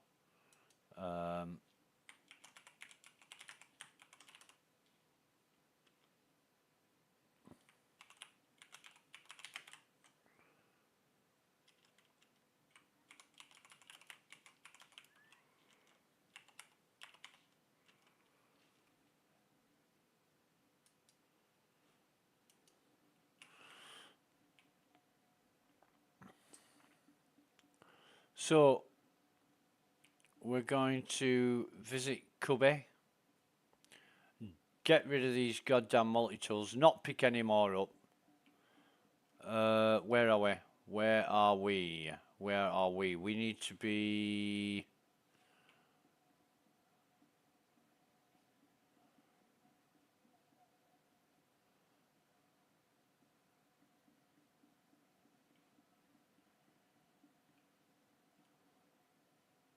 Don't I just... Oh no, not the same guy. Not the same guy. Spectrum Unlimited. Total Defense. The Ultimate Shield Hacks. Can you buy any of these? Be alright if you could buy... Be great if you could buy... Is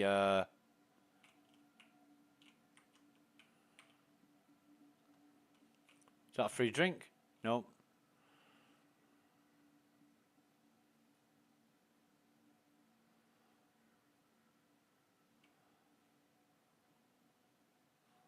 Wait on a minute. I know what I'm doing.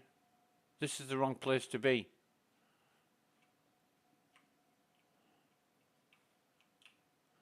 Do-be-do-be-do. Do-do-be-do-be-do-be-do-be-do. We need the plaza. We need the plaza.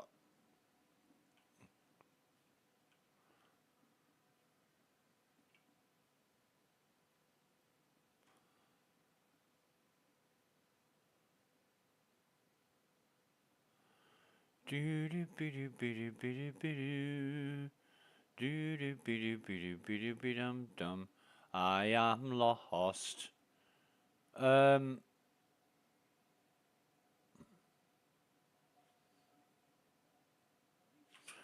Right. I know where I am now.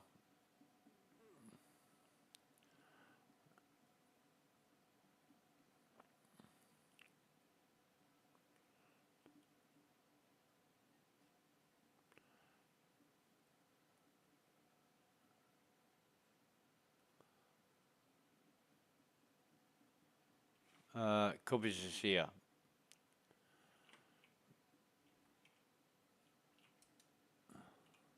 Right, so sell. And we're going to go to backpack. And, oh, we might as well. We've got, I think we've got, hang on a minute.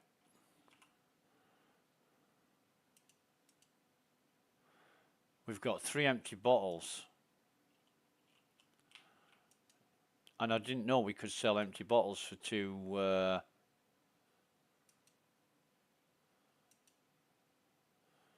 so we might as well sell these. Get 2 credits for empty bottles. That's nice. Oh, God. Is it, have we got them stacked?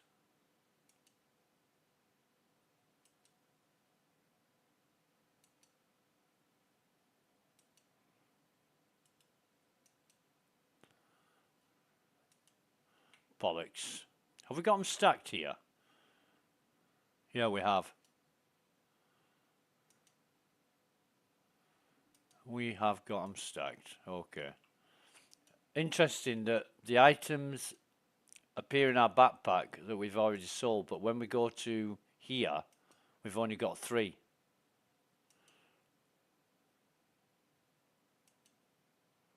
Right, good. Now then, let's buy sort of 12 of these.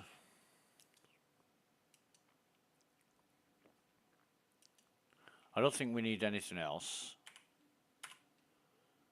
But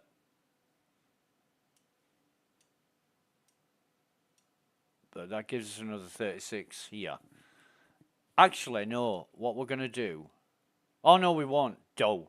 I'm thinking we're going to need a lot more during Invictus Week, but we're not going to buy them now. We might keep coming back.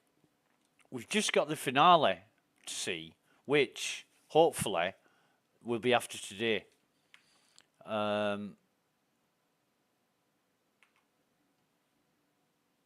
and we haven't visited the finale yet, the Invictus Week finale. But yeah, if I was doing the Invictus Fleet Week, I would run Defence Con the entire time. So it would start on the 19th, end on the 30th, and then at Invictus, I would have all the different manufacturers. And the 2 days that it's closed for Defence Con, I would split the Tumbril, Origin, Consolidated Outland, Argo, and RSI. I would split them up so they'd get, you'd have sort of, I don't know, RSI and Tumbril on 2 days that Defence Con used to take up. So Invictus didn't, I'd have them both going at the same time. 2 days, you would have Invictus will be inaccessible while Defence Con is on. And just have it running at the same time. Competition, that's what they do. You wouldn't ever see Apple saying, right, okay, we're not gonna be selling iPhones on whatever day because that's when Windows 12 is released or whatever. You just think, eh?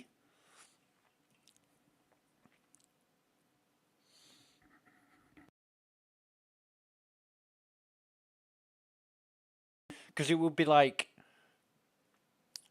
Drake not being invited would say a big fuck you to the UEE. We'll do what we like.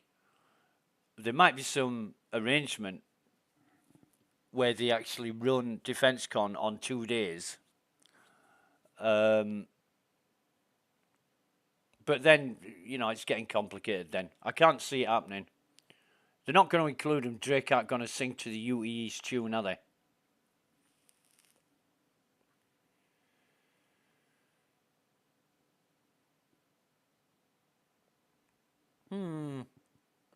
Maybe they still would. I don't know. Maybe they still would. Anyway, I want a medal. I want to see what that medal's all about. Unification War Medal. So, yeah. So, in here,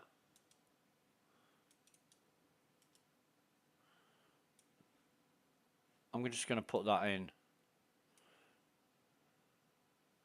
No, you can't wear it, so I don't know what that's all about, but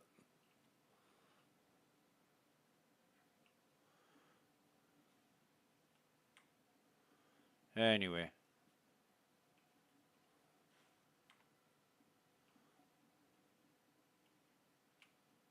Okay. That's Habitat. I've noticed the graphics are loading a lot better as well.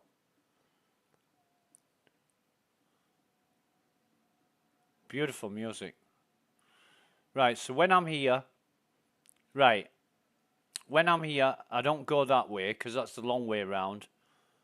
That's Astra Armada. There's Dumper's Depot. Don't need anything for the ship, do I? Although I could claim all my ships and upgrade them here. All the ship equipment, more or less.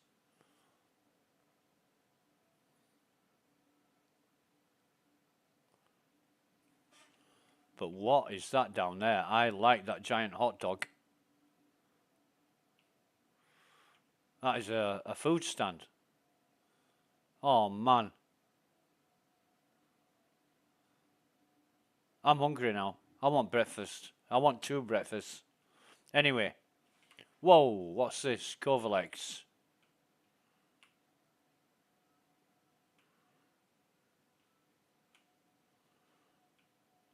Love these signs. Love these signs.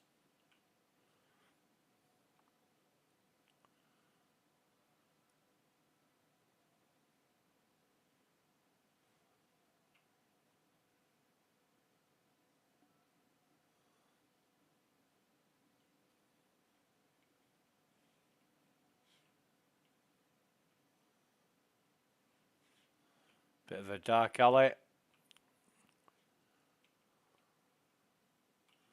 What's he doing? You know, you got forklifts and crates and everything else. It's really, really, and litter all over the place. What's that down there? Well, you can't really see down there, but you know, wonder what he's doing there. Or what that looks like a residential area.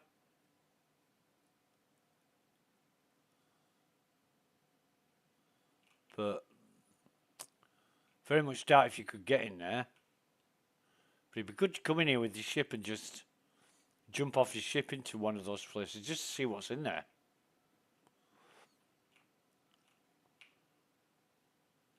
Burrito bar.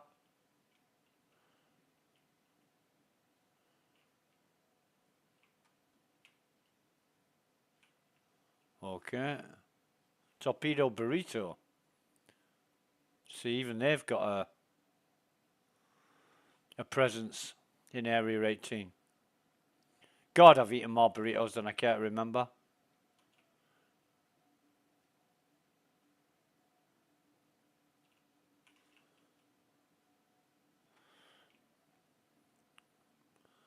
Really, I'm going to take time. When I'm bored and I've got nothing else to do, I'm going to take time to explore Area 18. So I don't really know it that well. I don't ever come here.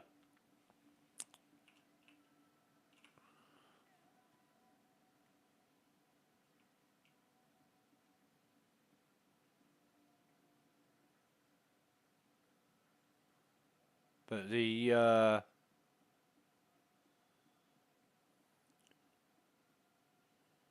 living, breathing city. I mean, they've done it really, really well. Much, much better than Rockstar have managed to achieve. That's one thing that they have done, which is very impressive. It does actually feel, because they've used different faces. No two people are alike. See if we can jump on this. Although some are, but they're very few and far between. You know, whereas in Rockstar, in Grand Theft Auto 5, you know, you walk past the same NPCs the whole time. You know, you see a dozen of them, and you think, yeah, it's just the same people, same looking people, and they've always done that. You know, ever since Grand Theft Auto 3, right up until present day, it's the same people, same NPCs, where they've reused the characters and the faces and all that, and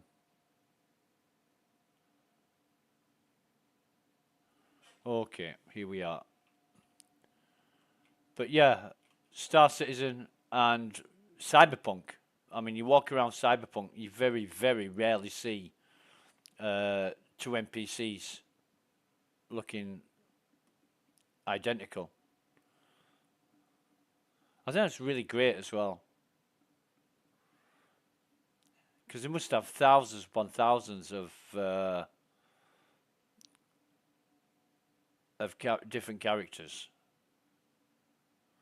I mean, some of the soldiers on the Javelin, there were a couple of soldiers there that used the same graphics, but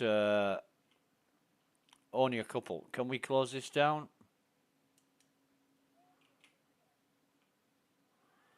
We can. Right. Just going to go AFK for 2 minutes and make a drink. Be right back.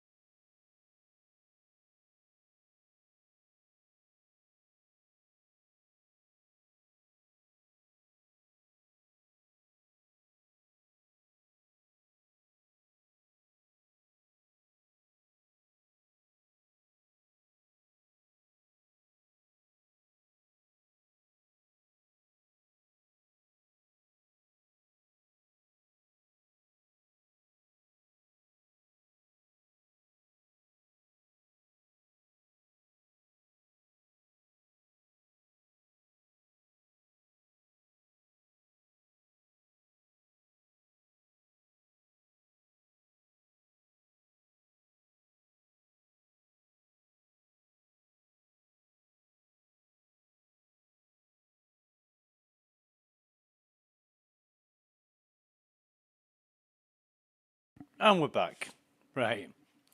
Let's just check the stream. And we are, wow, we are really, really motoring at 2000 kbps. Let me just check my settings here. Yeah,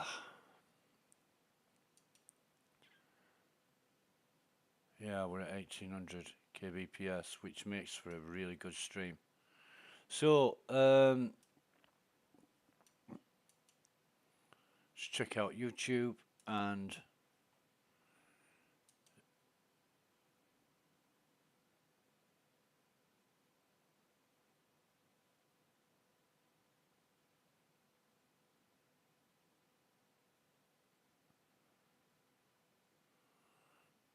somebody's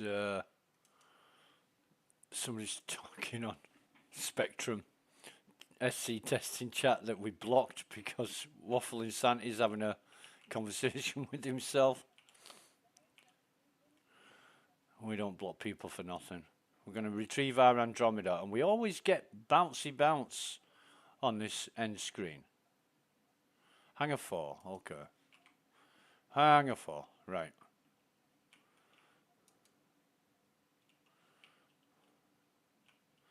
Got red alert, Morozov armor there.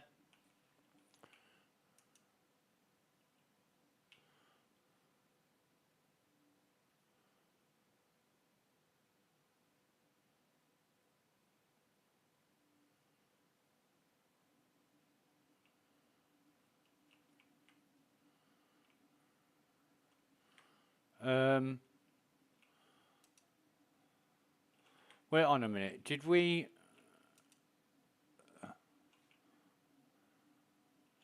The hell?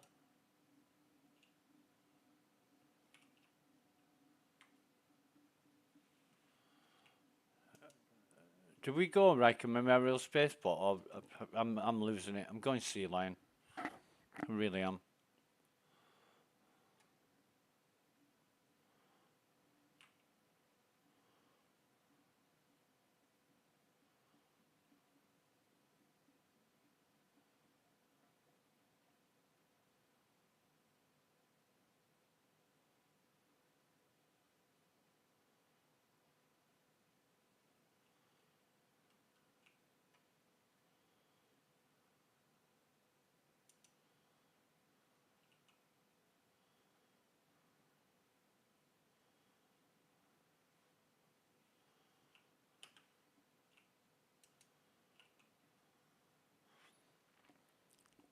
So, whole point of me buying more drinks is so that I'm gonna.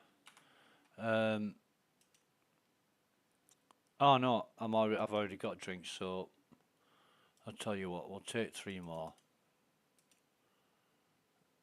Oh God, this thing. We'll take 3 more. I think that's all we've got in there. Yeah, that's all we've got in there, and that's all we've got in there. Now we've got our Unification War Medal 1.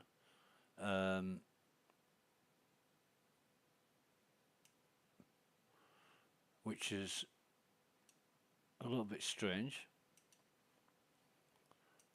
However, we're not going to carry anything else in there, I don't think. Haven't activated Call to Arms yet, which I really should do the first time I log in. But anyway,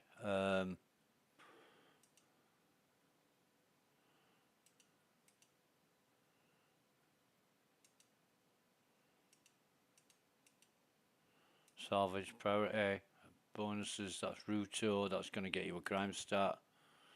Private sender.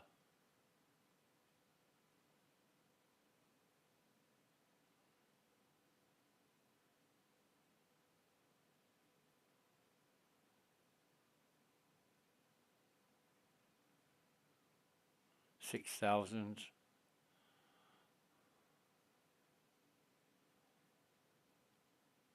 Dusters, Jesus.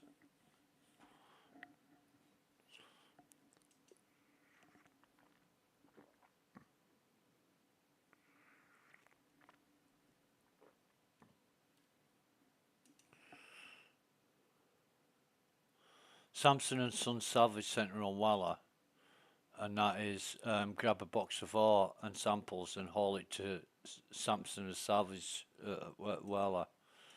Not into that. Not into that at all. We got any priority? Confiscate contraband.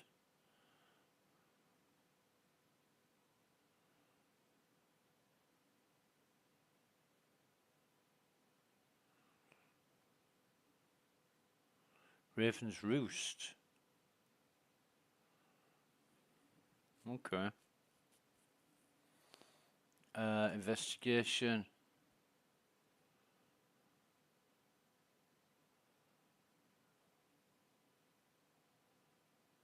Oh man, no.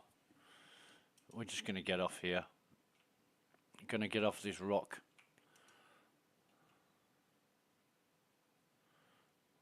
Go back to Hurston.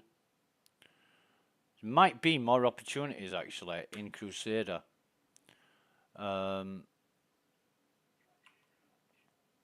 Might be.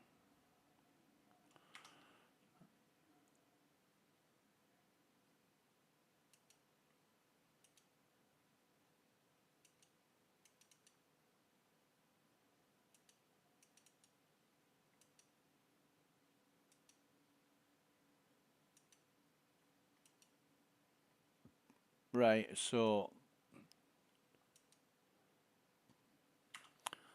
I don't know why it does that, but it does. So I'll just take off.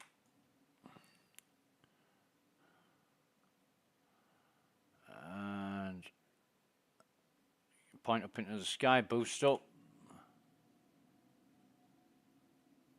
Or should I say point our nose into the sky.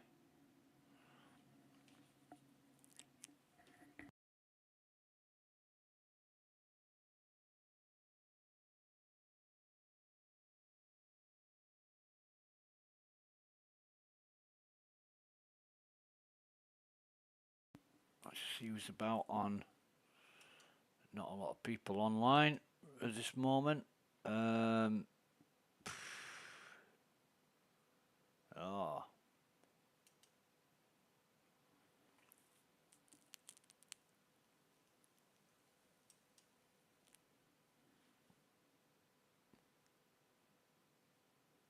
Okay.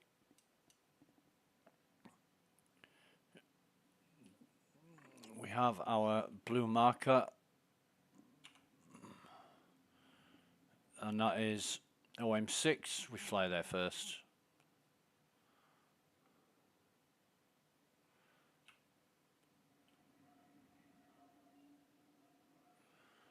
And then, oh, I should have left it on. I should have left it on, and then I could test whether the nav system. I don't think they're gonna say how you're gonna bother with this nav system because it needs replacing. It really does. So while we're in quantum travel, just gonna have a look at SC testing chat, see what's going on.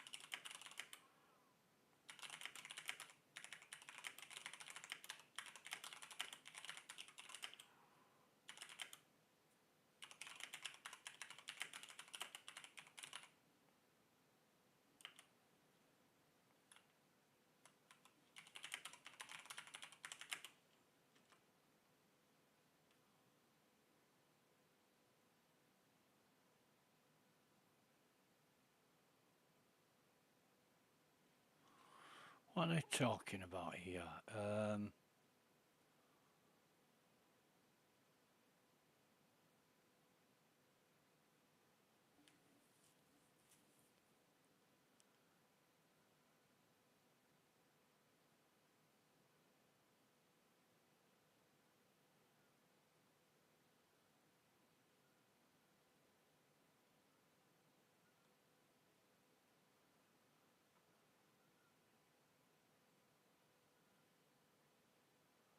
Oh, Talzandra.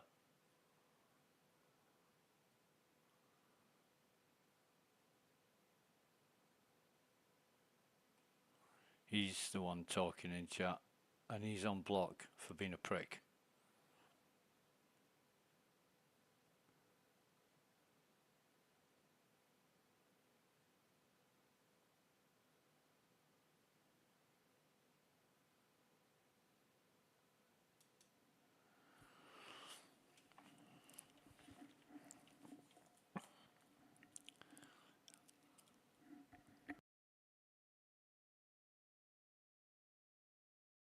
Looks like they're talking about players and testers that are supported by CIG and having a good old whinge about that.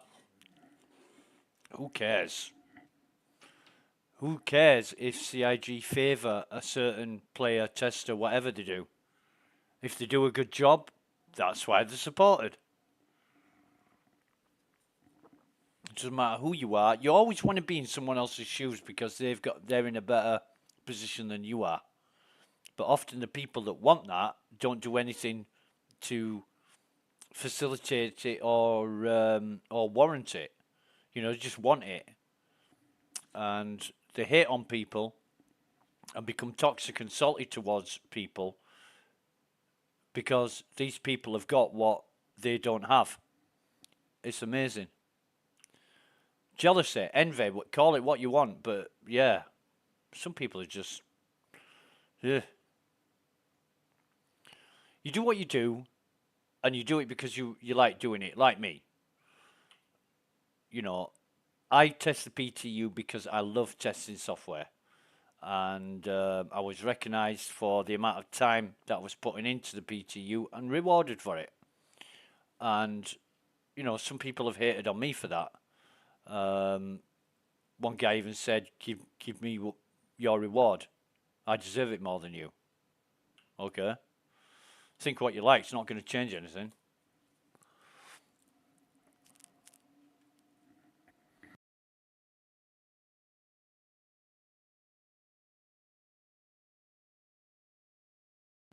But we're looking at. I'm going to have a word with Citizen Red because this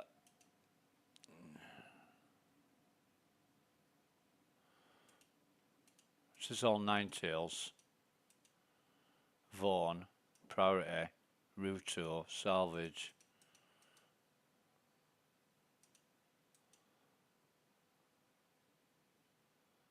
Lowriders, no. This is all Nine Tails.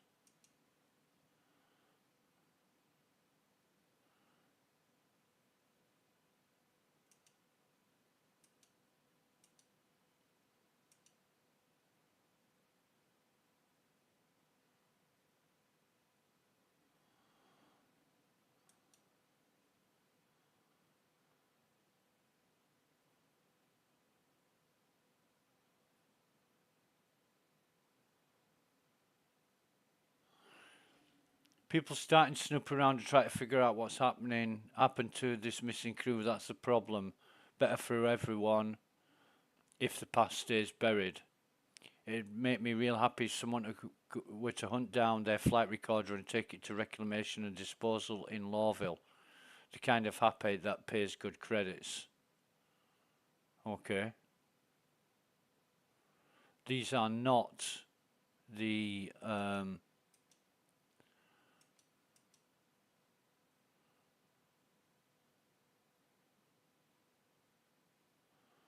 these are not the missions that Red was talking about that we need to do. I need to have another word with Red and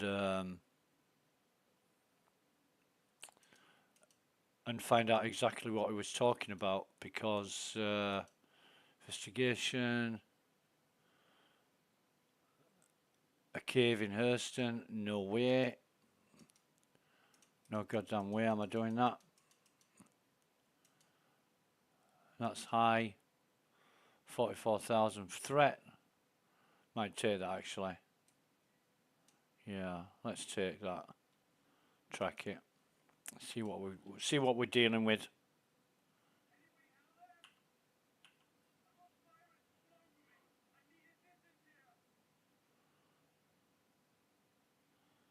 It's in Aberdeen.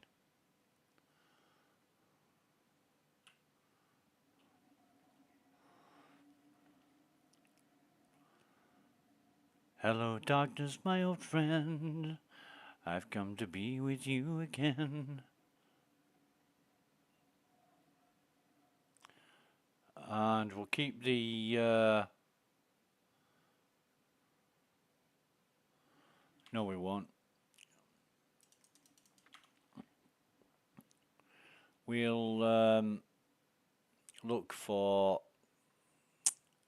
Yeah, that'll do. Well, I think it'll do. Might get us to the other side.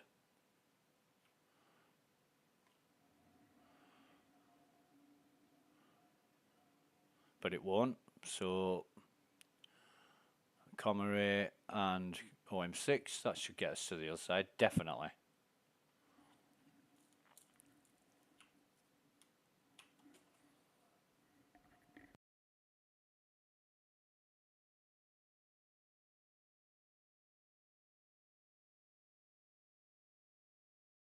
And we had to turn it on and off then because we didn't get a marker.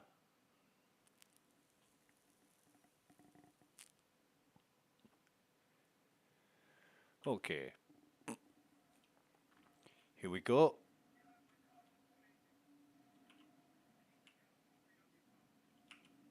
Oh God, please don't say I've got that fucking noise going off. Valkyrie. Andromeda. Valkyrie. Right, so 2 Valkyries and an Andromeda. We've got all 4 guns firing. Right, okay. And what else? What have we got here? Valkyrie. 5-7. And that is... Right, so this Valkyrie's first.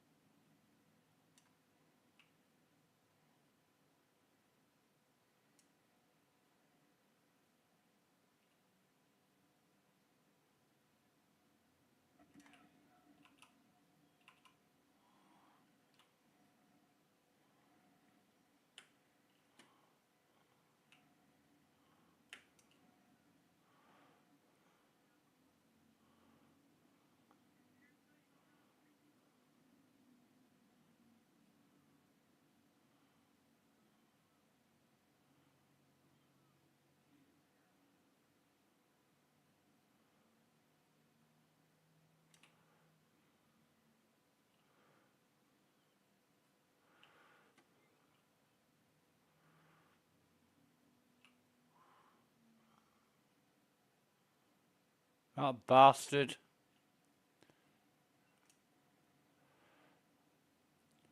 It's that fucking Andromeda that's wrecking us. We need to get rid of this Valkyrie first.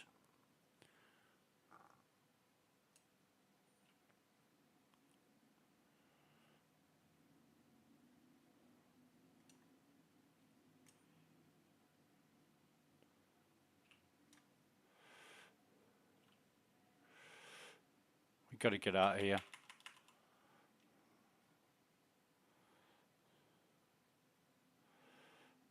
We're getting whacked. We're getting absolutely fucking whacked here by these Valkyries. Um,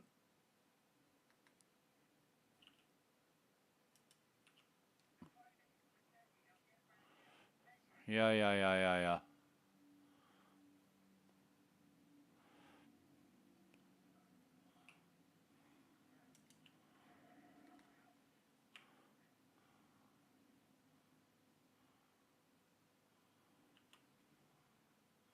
Now, where's the protectee?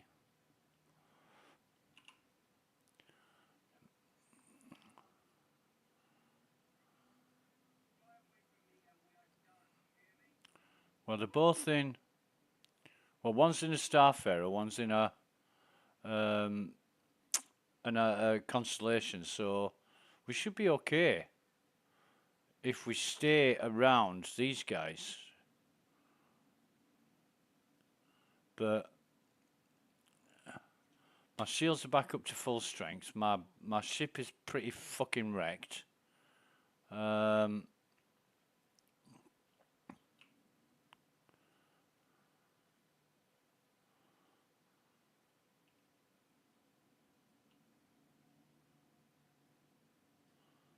And we should be good.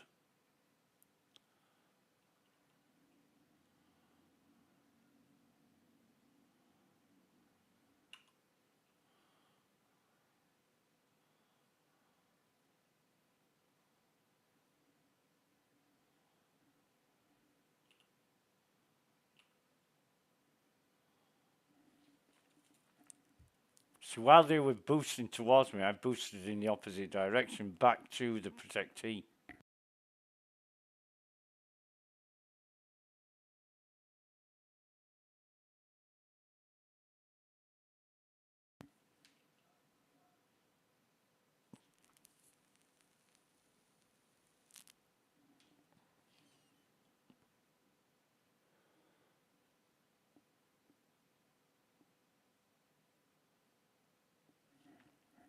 Wait till he gets in range. Well, range of our guns, sort of. About 2 kilometers or so. Then we'll start to move.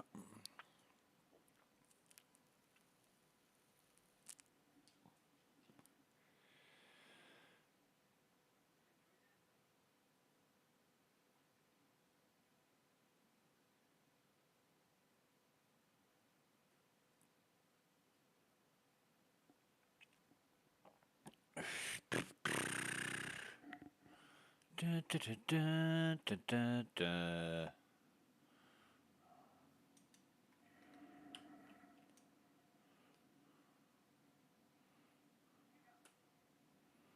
No, I didn't get lucky, mate.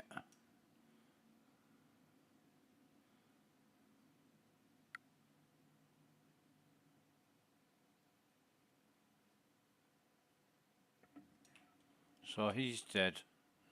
And then it's just the Andromeda.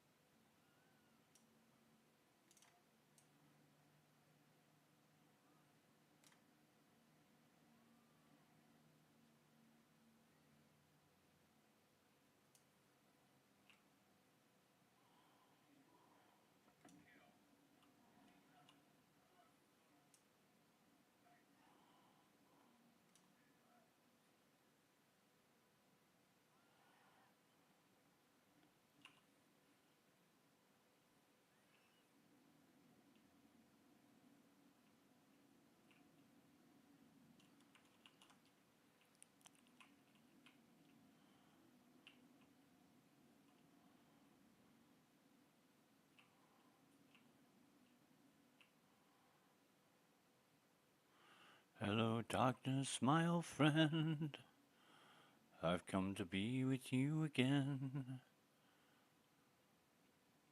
Still spinning, is that?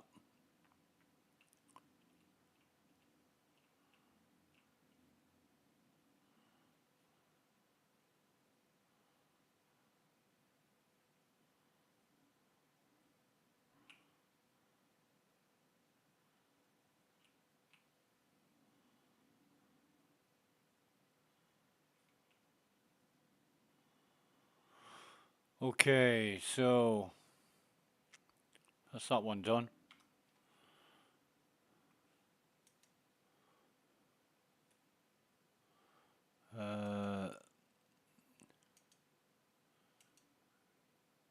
Chance to impress.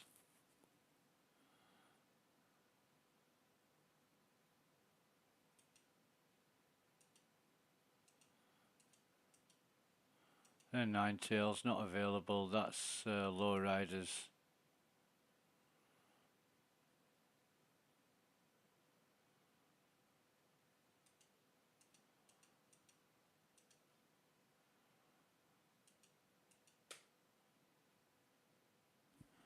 Okay.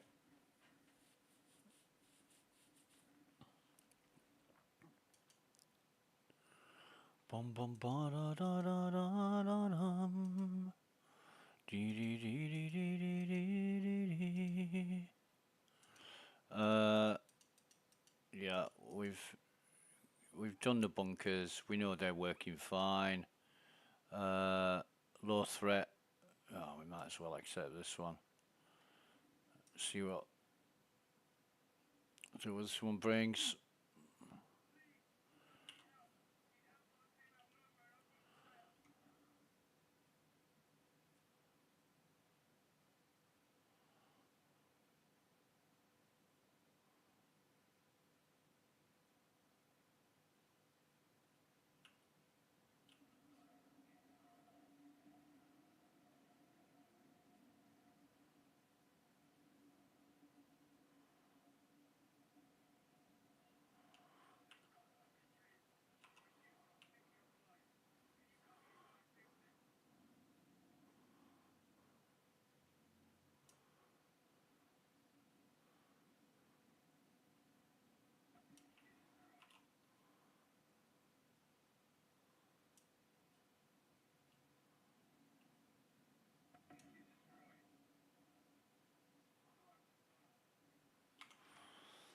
$7,000 for just turning up and firing a few shots.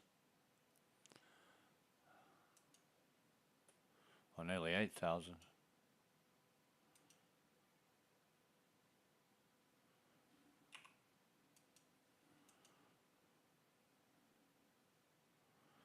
And we're almost back to where we were a couple of days ago with the credits before we had to rebuy all those ship components.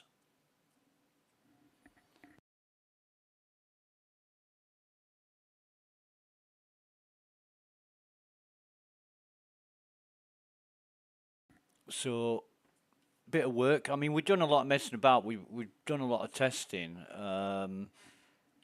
You know, we've been testing a lot of different mechanics and dynamics of the software. It's been it was a bloody good day yesterday for testing. It really was a good day for testing, and we got a lot done, a lot verified. Not least of all our OBS software messing things up that we thought were problems but weren't.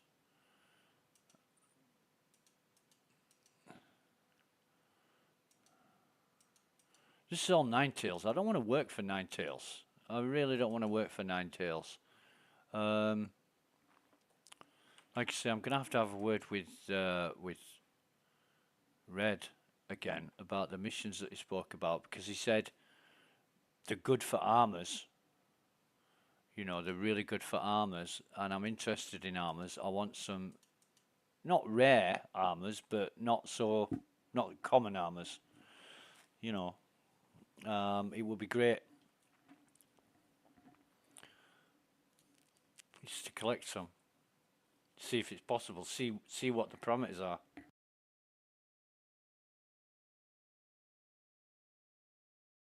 And then we'll be in a position to deliver here. Got the Windows GN mod Cs. Well, they're illegal as fuck.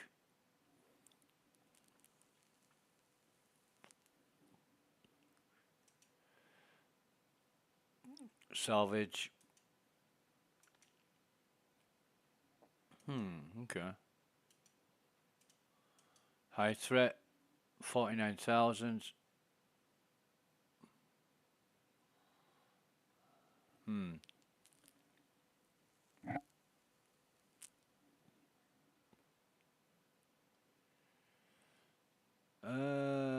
Search. Referral 3, that's a long way. Service beacons, high threat. Should we take this? Okay. Let's have a stab at this one.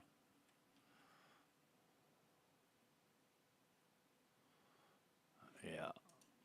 See what this brings.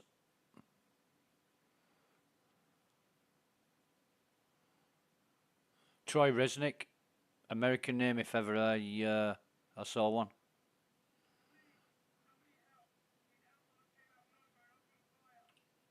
There's his marker. So we'll come in here.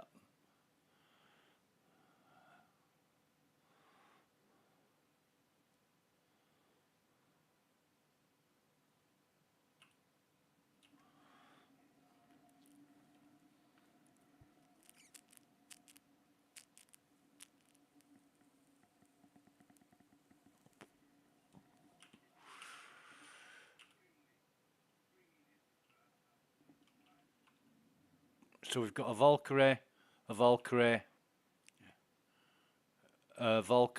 and a Mantis.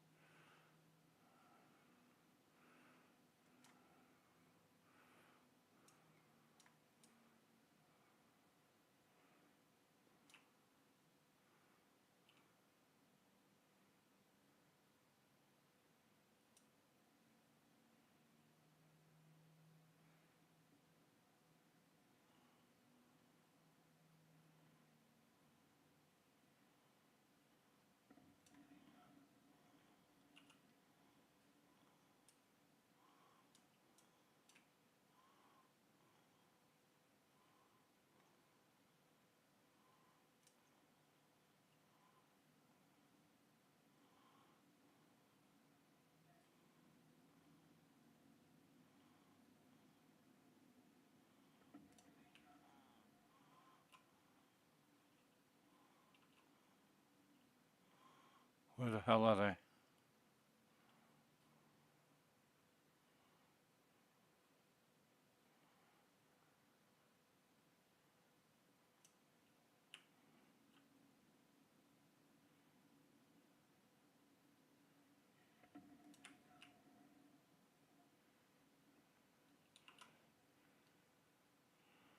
Cutlass.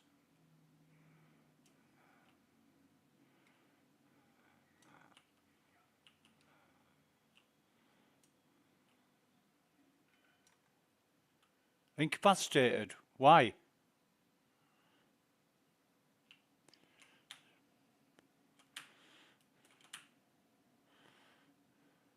Why am I incapacitated? Why am I incapacitated? Let me try this. I'm going to exit to menu. Why am I incapacitated?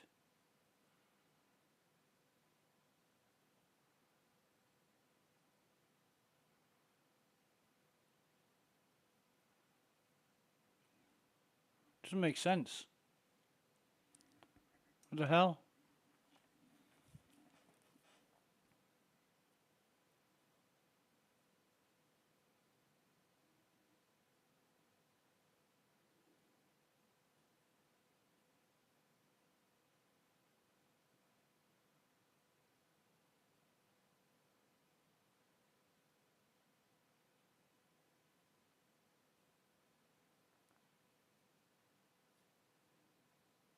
Really strange, that.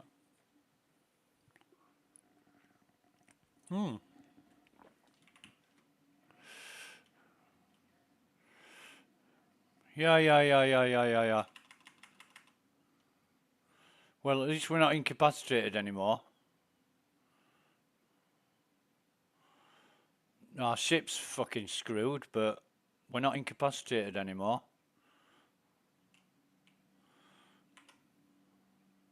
We've got a Valkyrie that we need to deal with.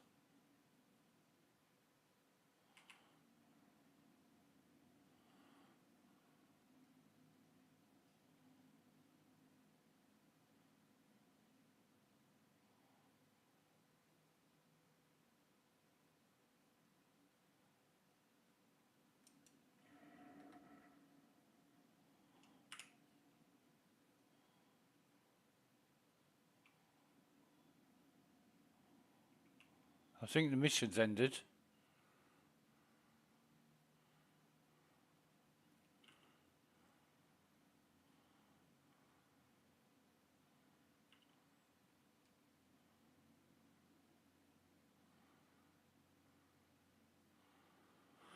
That was weird. That was really, really weird. What time are we at in the stream? We are at 2:50. So I'll make a note of that and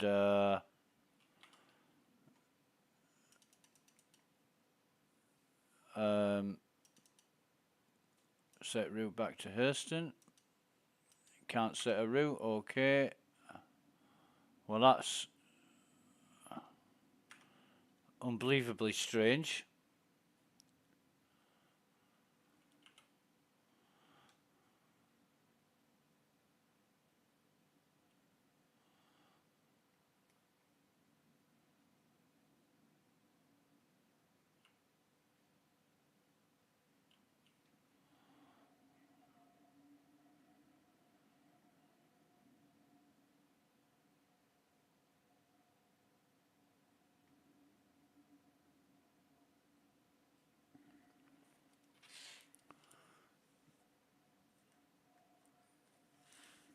Okay.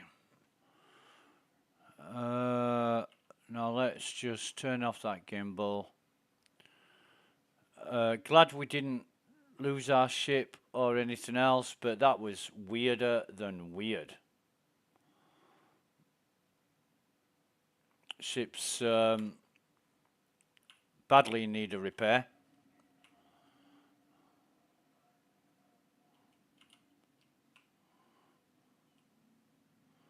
Which we will do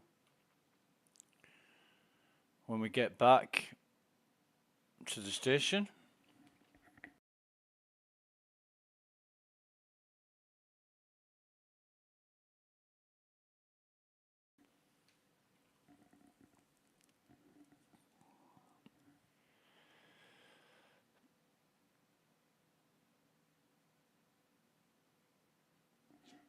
Okay.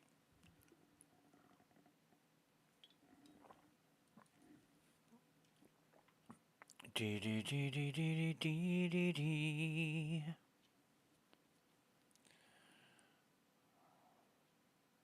Yeah, we took a fair old battering there, and shouldn't have happened, but we'll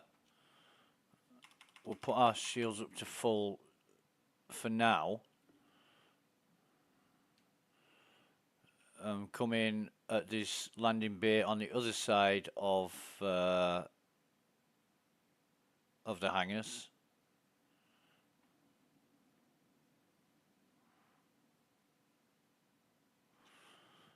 Drop our gear.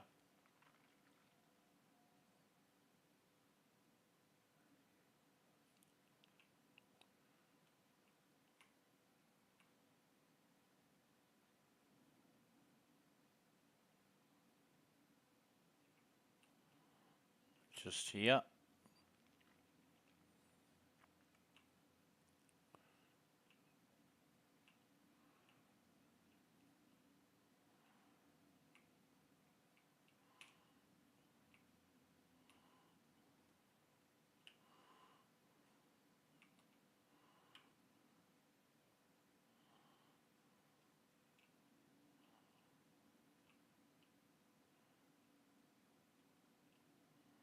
Okay. Oh, you are a fucking laugh, you are, aren't you? Yeah, whatever.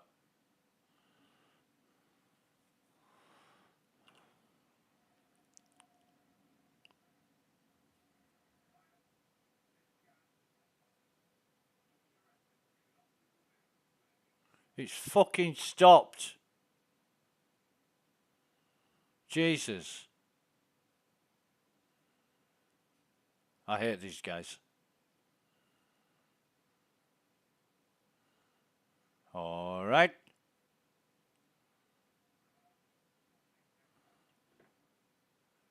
Bye. Arseholes. Just check this maintenance service again. That's fixed our ship. We restock the missiles that we used. We'll refuel the Quantum. And refuel the hydrogen. Which all looks good so far.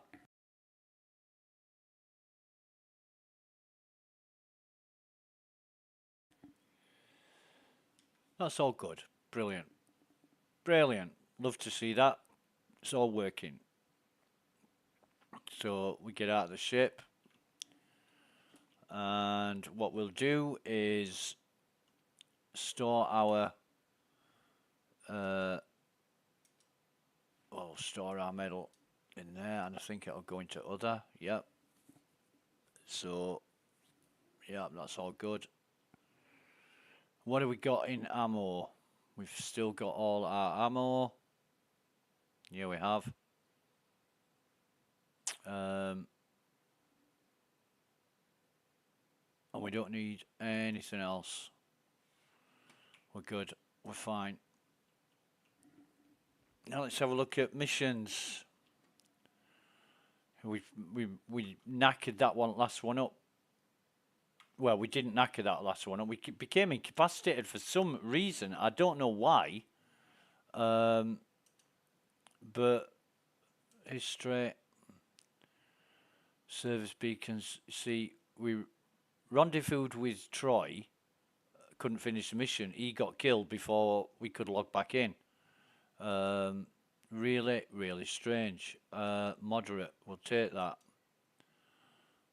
It's 50,000 kilometers away. So engines on, take off.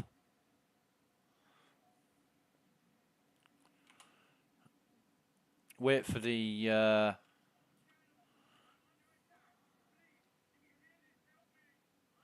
where's his beacon? There it is. Behind the planet. Right, so we need well, we need to go somewhere, don't we?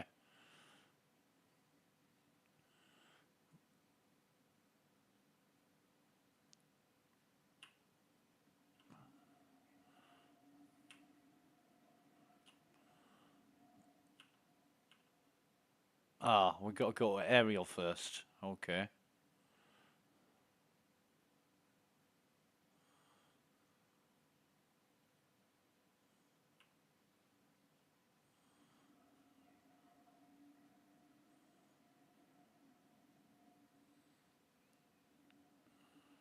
So you can reach this without having to go around the goddamn planet again?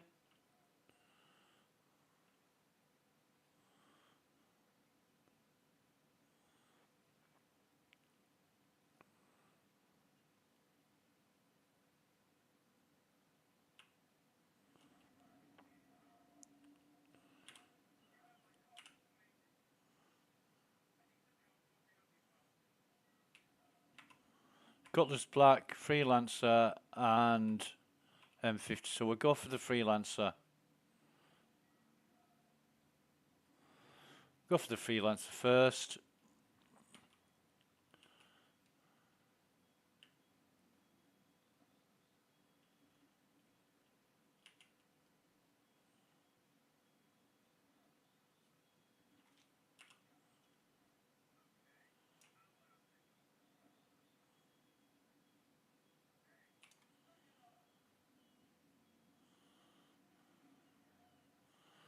You deploy countermeasures and they fucking hit you anyway. Right, so who's fucking firing at me?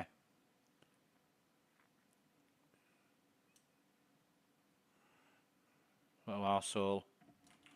He's fucking gone. Let me guess, this one's now attacking.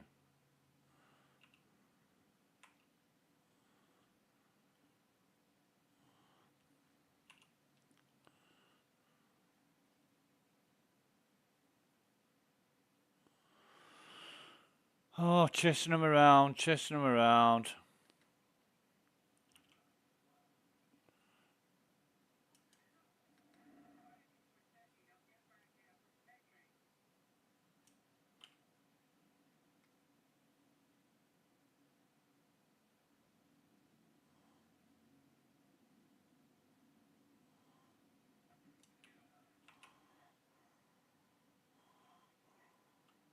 What does that mean?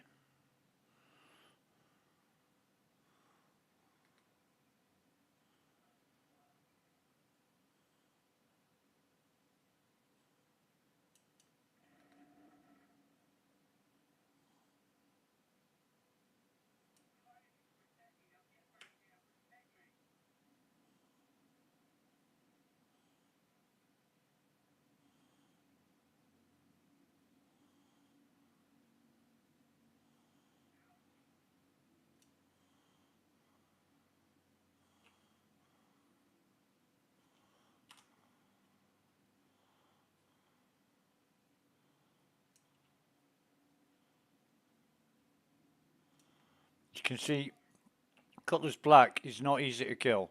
You gotta pound it, bring its shields down, and then take its armor away. And it will try and ram. It's a ramming ship is a Cutlass Black. Just like the Merlin, except the Merlins are worse. And I don't know whether that's because they're uncontrollable or the pilots are crap or whatever, but they will try and ram you. I mean, he's knackered. He's going down. Yeah.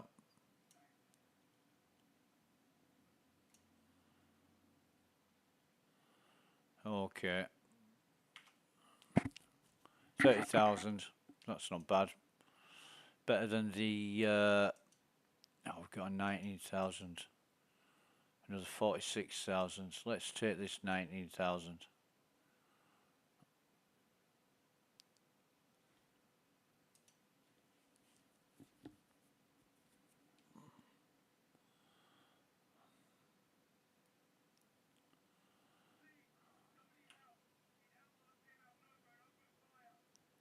Wow, that's close.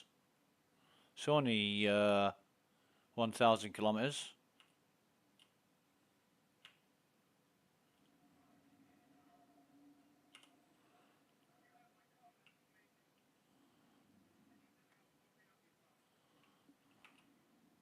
Stalker, Cutlass Black, Eclipse. So, if we can take the, well, Cutlass Black, where's the Eclipse? There's the Eclipse, right, so we take the Eclipse first.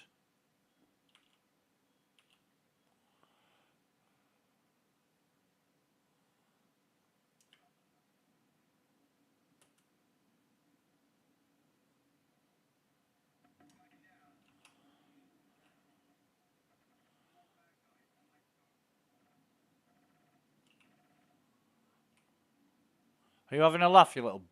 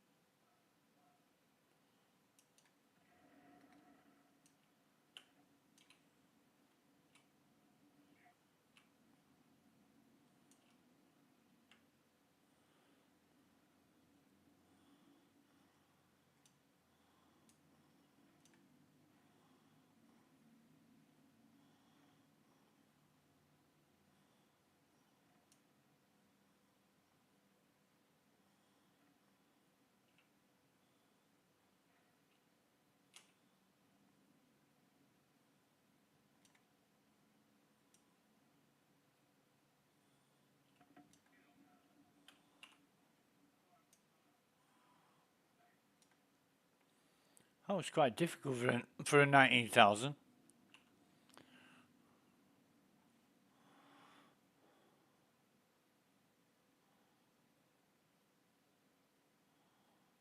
With the Eclipse and the Cutlass.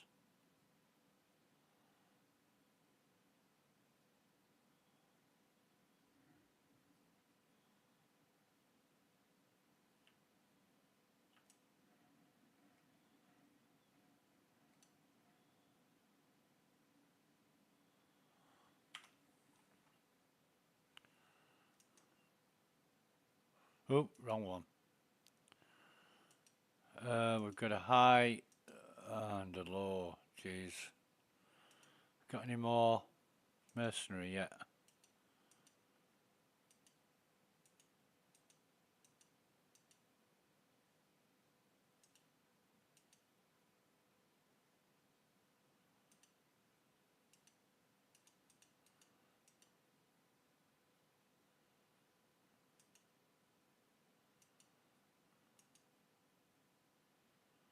No.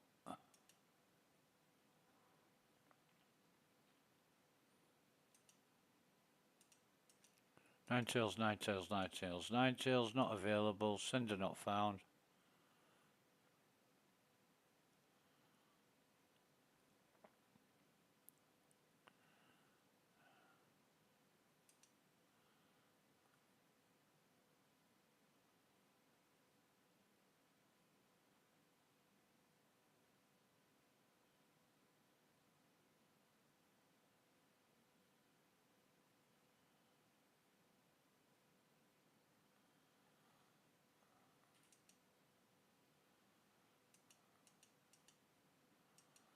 High, high,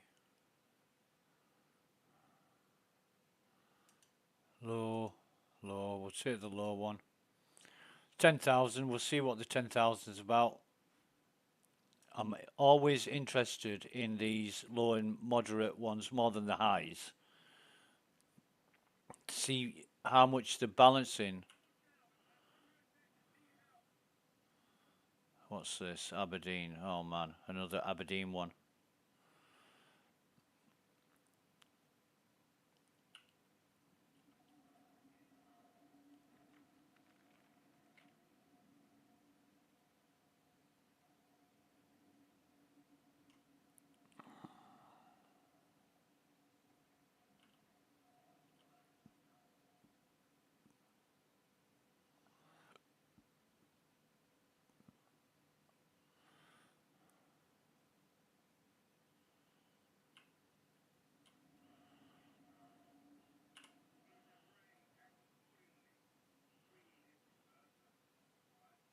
Yeah, well, come on then.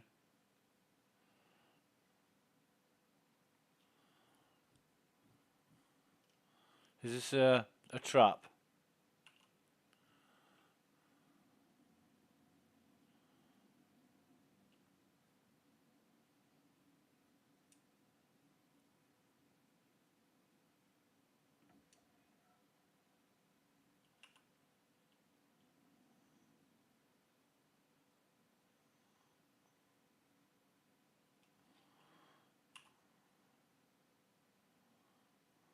Okay.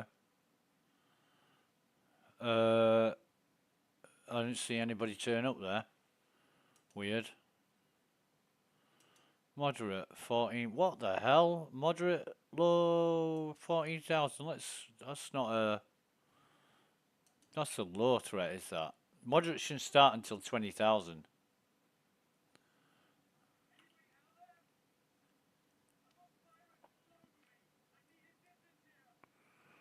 Oh, another moon. It's going to be like a buccaneer and a mantis or something like that.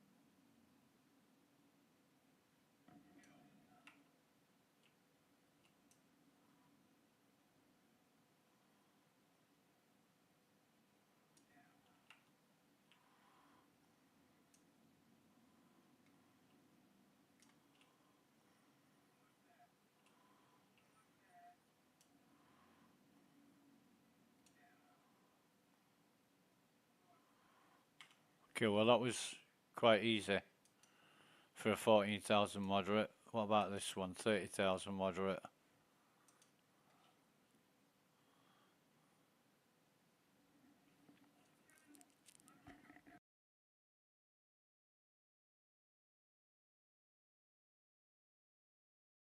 God, it's moon to moon, is this?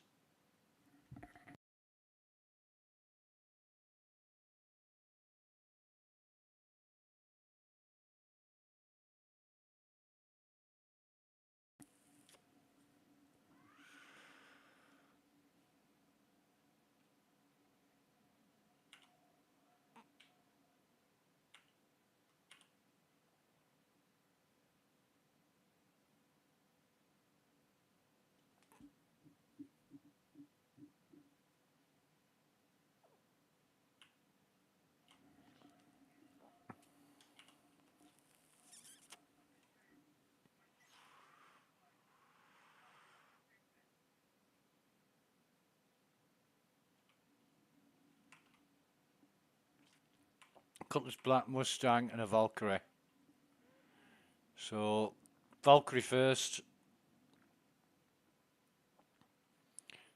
In fact, we'll use a couple of task force for this.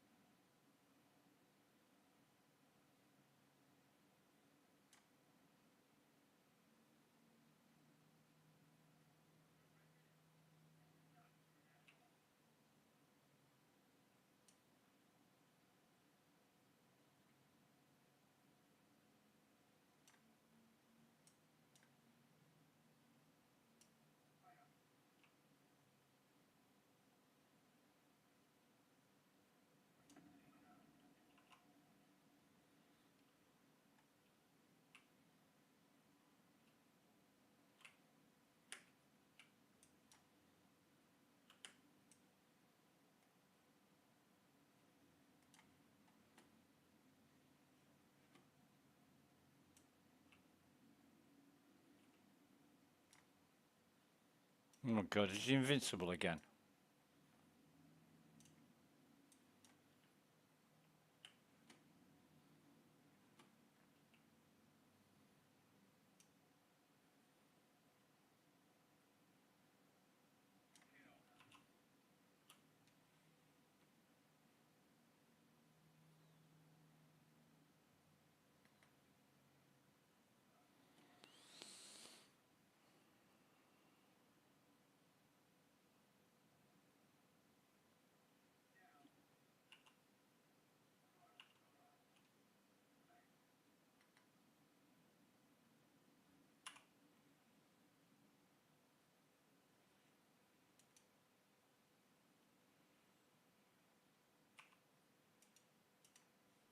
Tries the 10,000.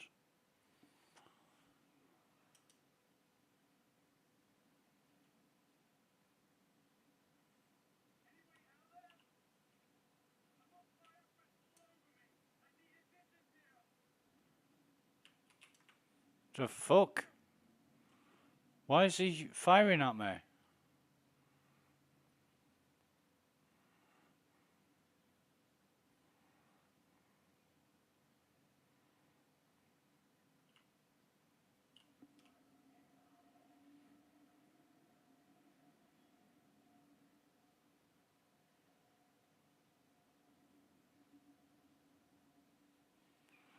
Excuse me.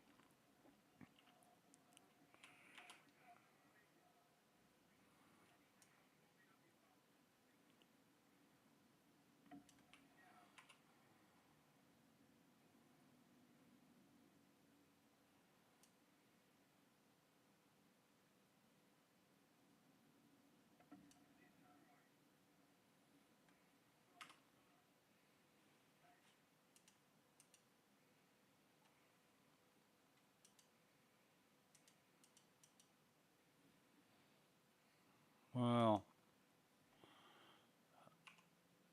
I'll see what this one is.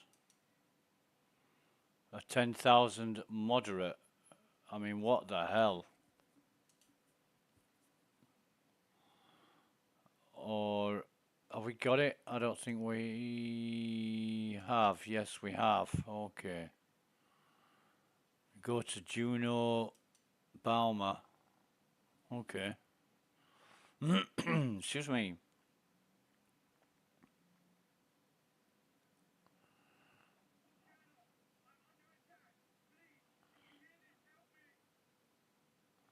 Where's your marker, mate? It's starting to get a bit laggy now. Up till now it's been fine, but let's go to the star map. Quantum beacons there, set route. And there it is. Oh, there's his marker. Right, okay, fine.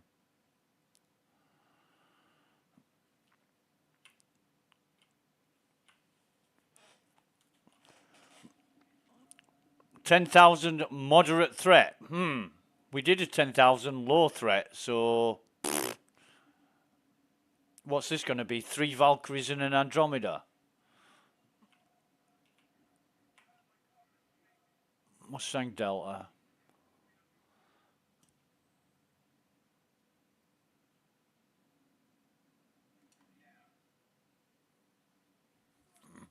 Jesus.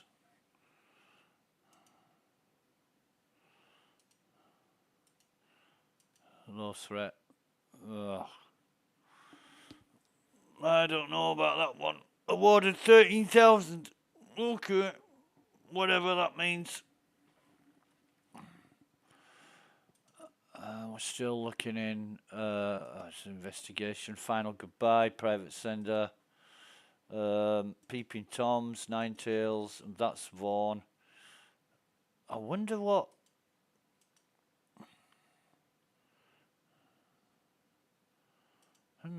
Strange.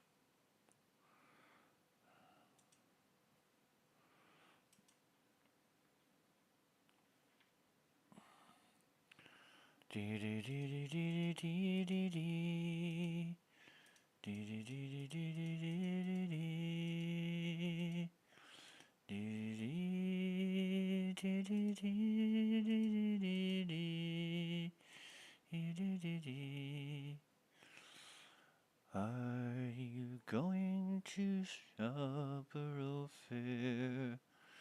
Parsley, sage, rosemary, and thyme. Remember me to one who lives there. She once was a true love of mine.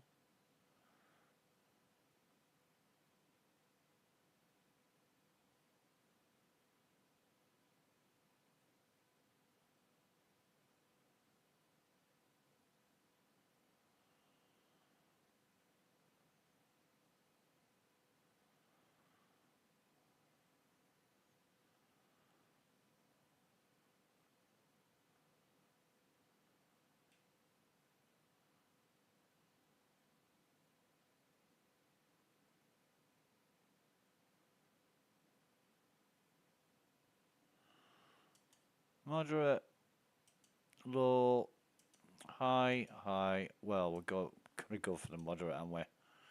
We're not taking on the highs.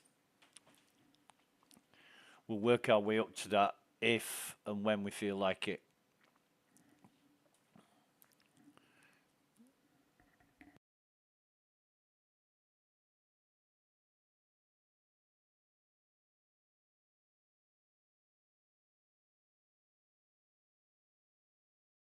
taking a long while to come up now, are these. Let me see how many people is on the server now. 92. Well, it's not that bad, but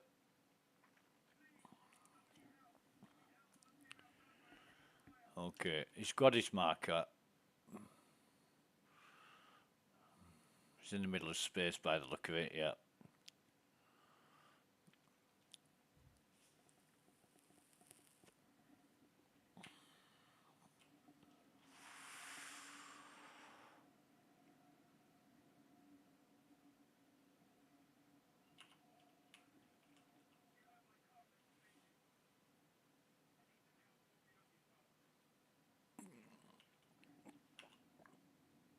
That's gonna be an enemy at that range in that ship.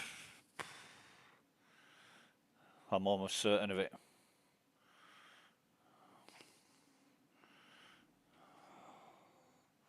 Although there are a couple of others. Avenger Stalker, right, okay. Avenger Stalker and a Hornet. Hornet. Oh, fucking hell. Who's firing the missiles?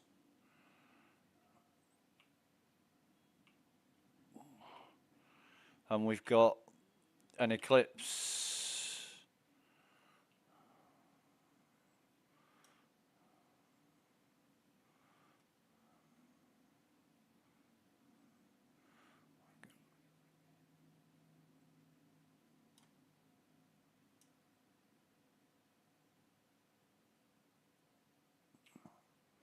Not that I'm hitting the bastard.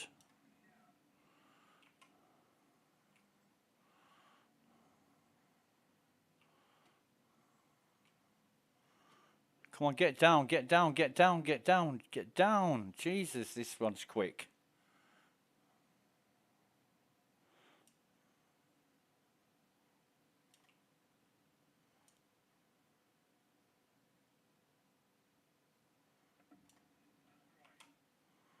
And we've got a Hornet.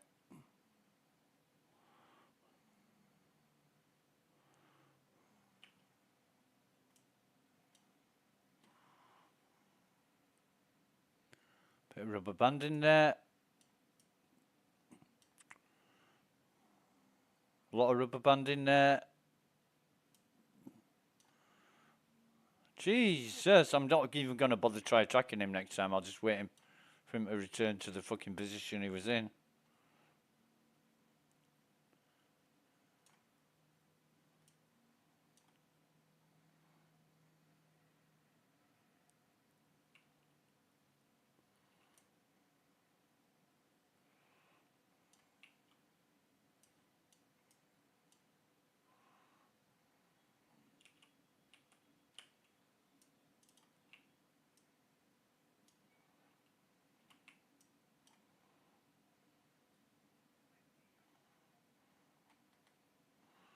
Two can play that game, dickhead.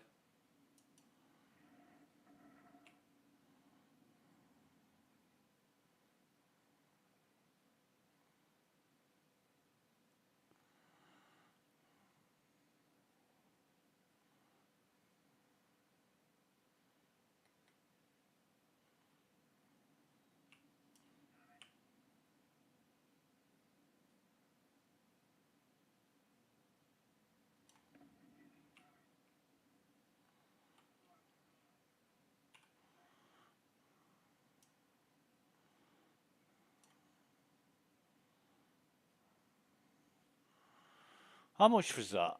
17,000. That wasn't bad for 17,000. Right, be right back 30 seconds. In fact, I'll take that. Be right back 30 seconds.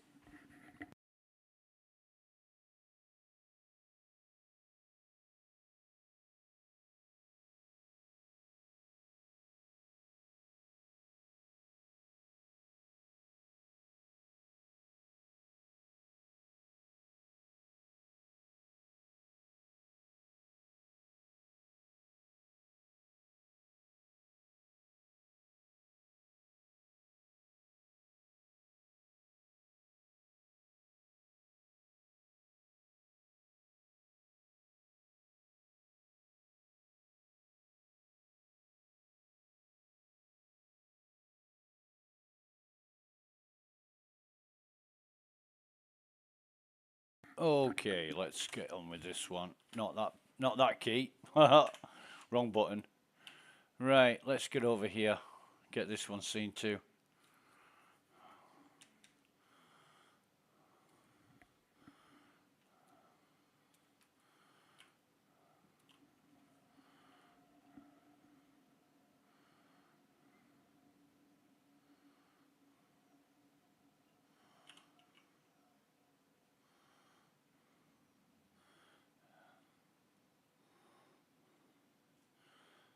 But it's much preferable to be testing under Stalker. So I don't know which one of these is going to be enemies, but we've got an Aurora and a Cutlass Black so far. So we'll go for the black first, but we'll stay near the protectee. And we'll, if the Aurora comes in first,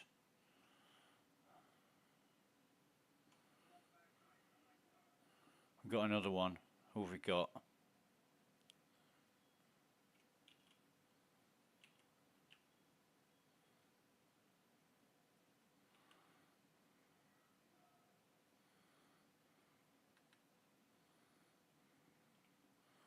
Who have we got? An M50. Right, so the Cutlass Black first. Wait until he comes in. He is coming towards us.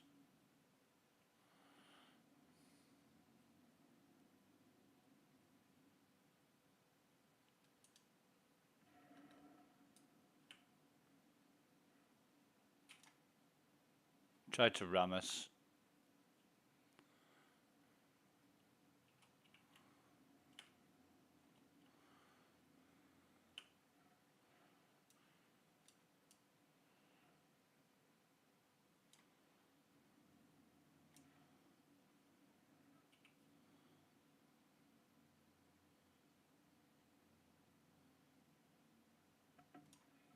Wanker. In fact, fuck you, ramming bastard. I don't give a fuck.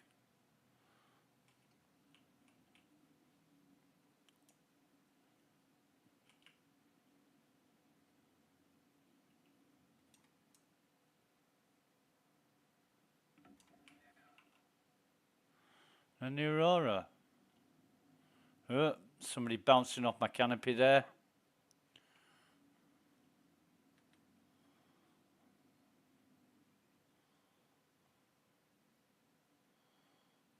Wonder why it wouldn't target that.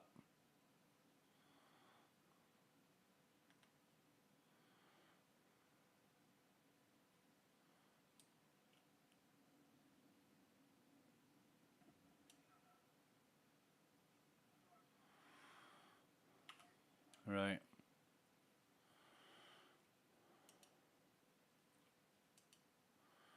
Moderate, moderate, moderate. So, yeah, I'll take this one. Pays a little bit more.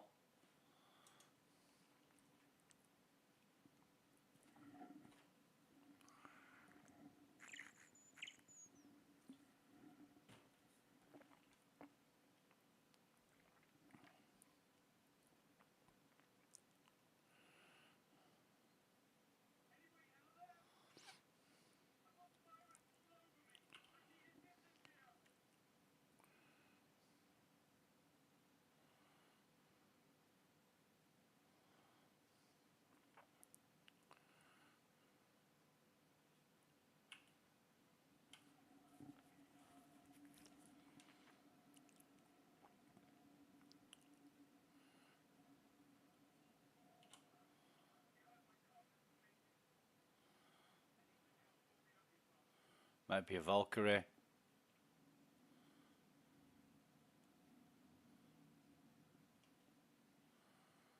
So, freelancer, right, okay.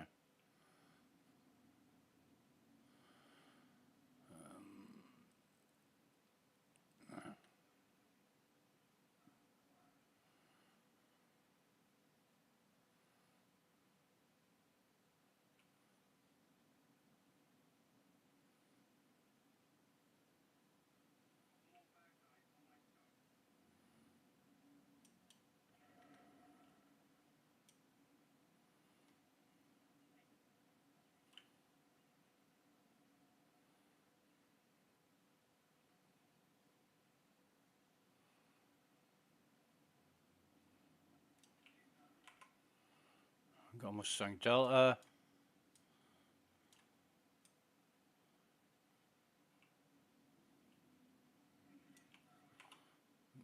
Colour's black. Where is it? There he is. Nearly crashed into that.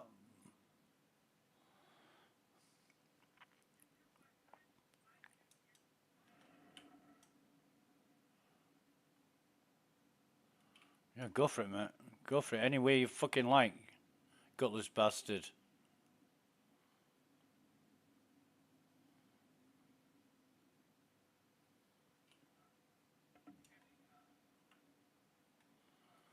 Yeah, alright.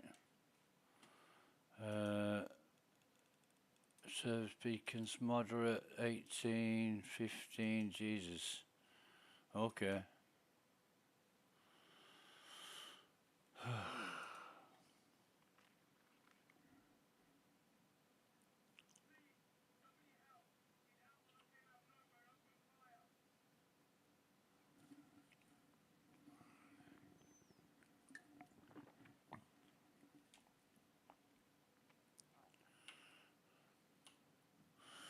Bit of damage to our ship.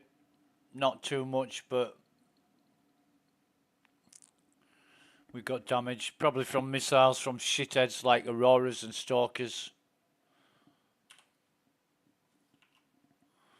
So we've got a Gladius and a Buccaneer. So the Buccaneer first. Unless...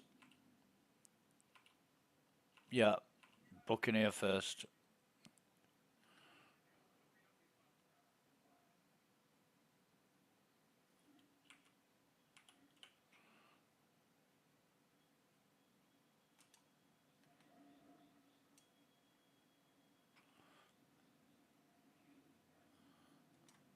Bastards.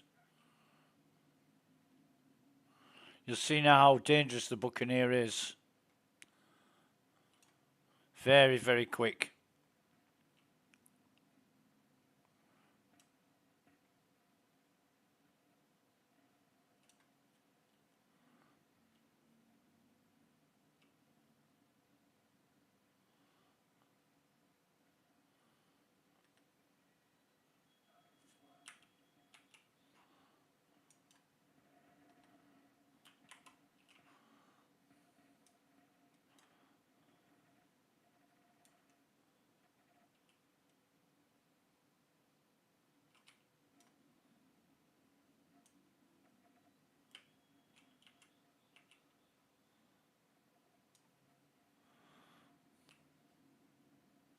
Troublesome. Very troublesome.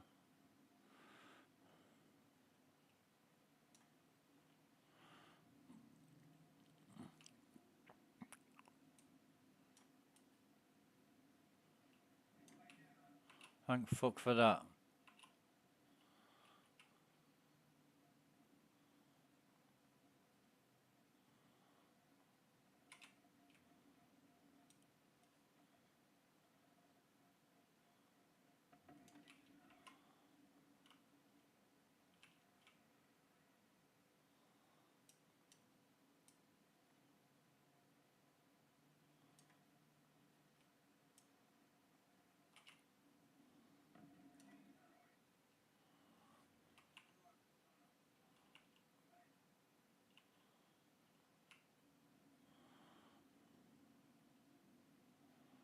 What was that? An 18? Fucking hell, 18,000. That should have been like 25.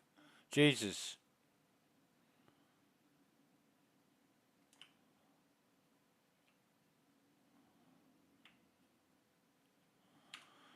Ugh. We got high, low. Right. Nothing in there. Mercenary, chance to impress, deaf and dumb, nine tails. No. They're not.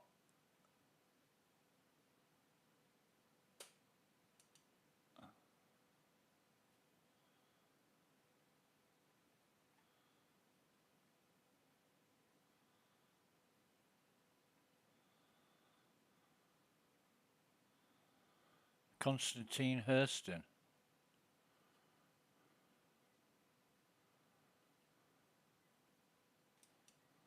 Okay, so we'll outsourcing opportunity.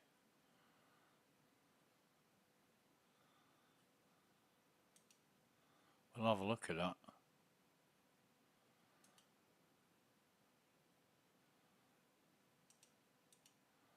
High threat. Full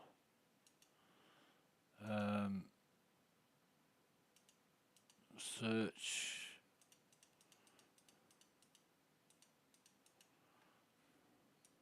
Constantine Hurston. Wow.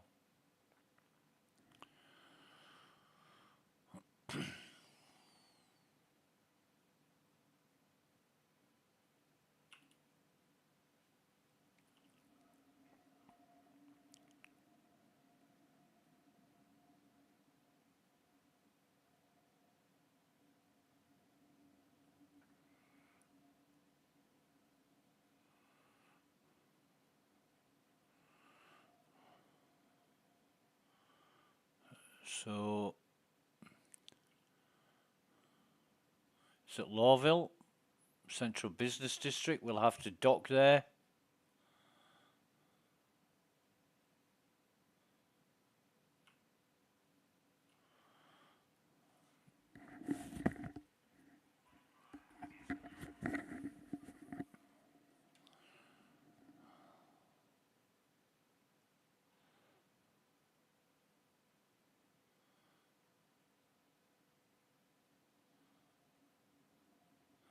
We'll repair, refuel, that kind of thing.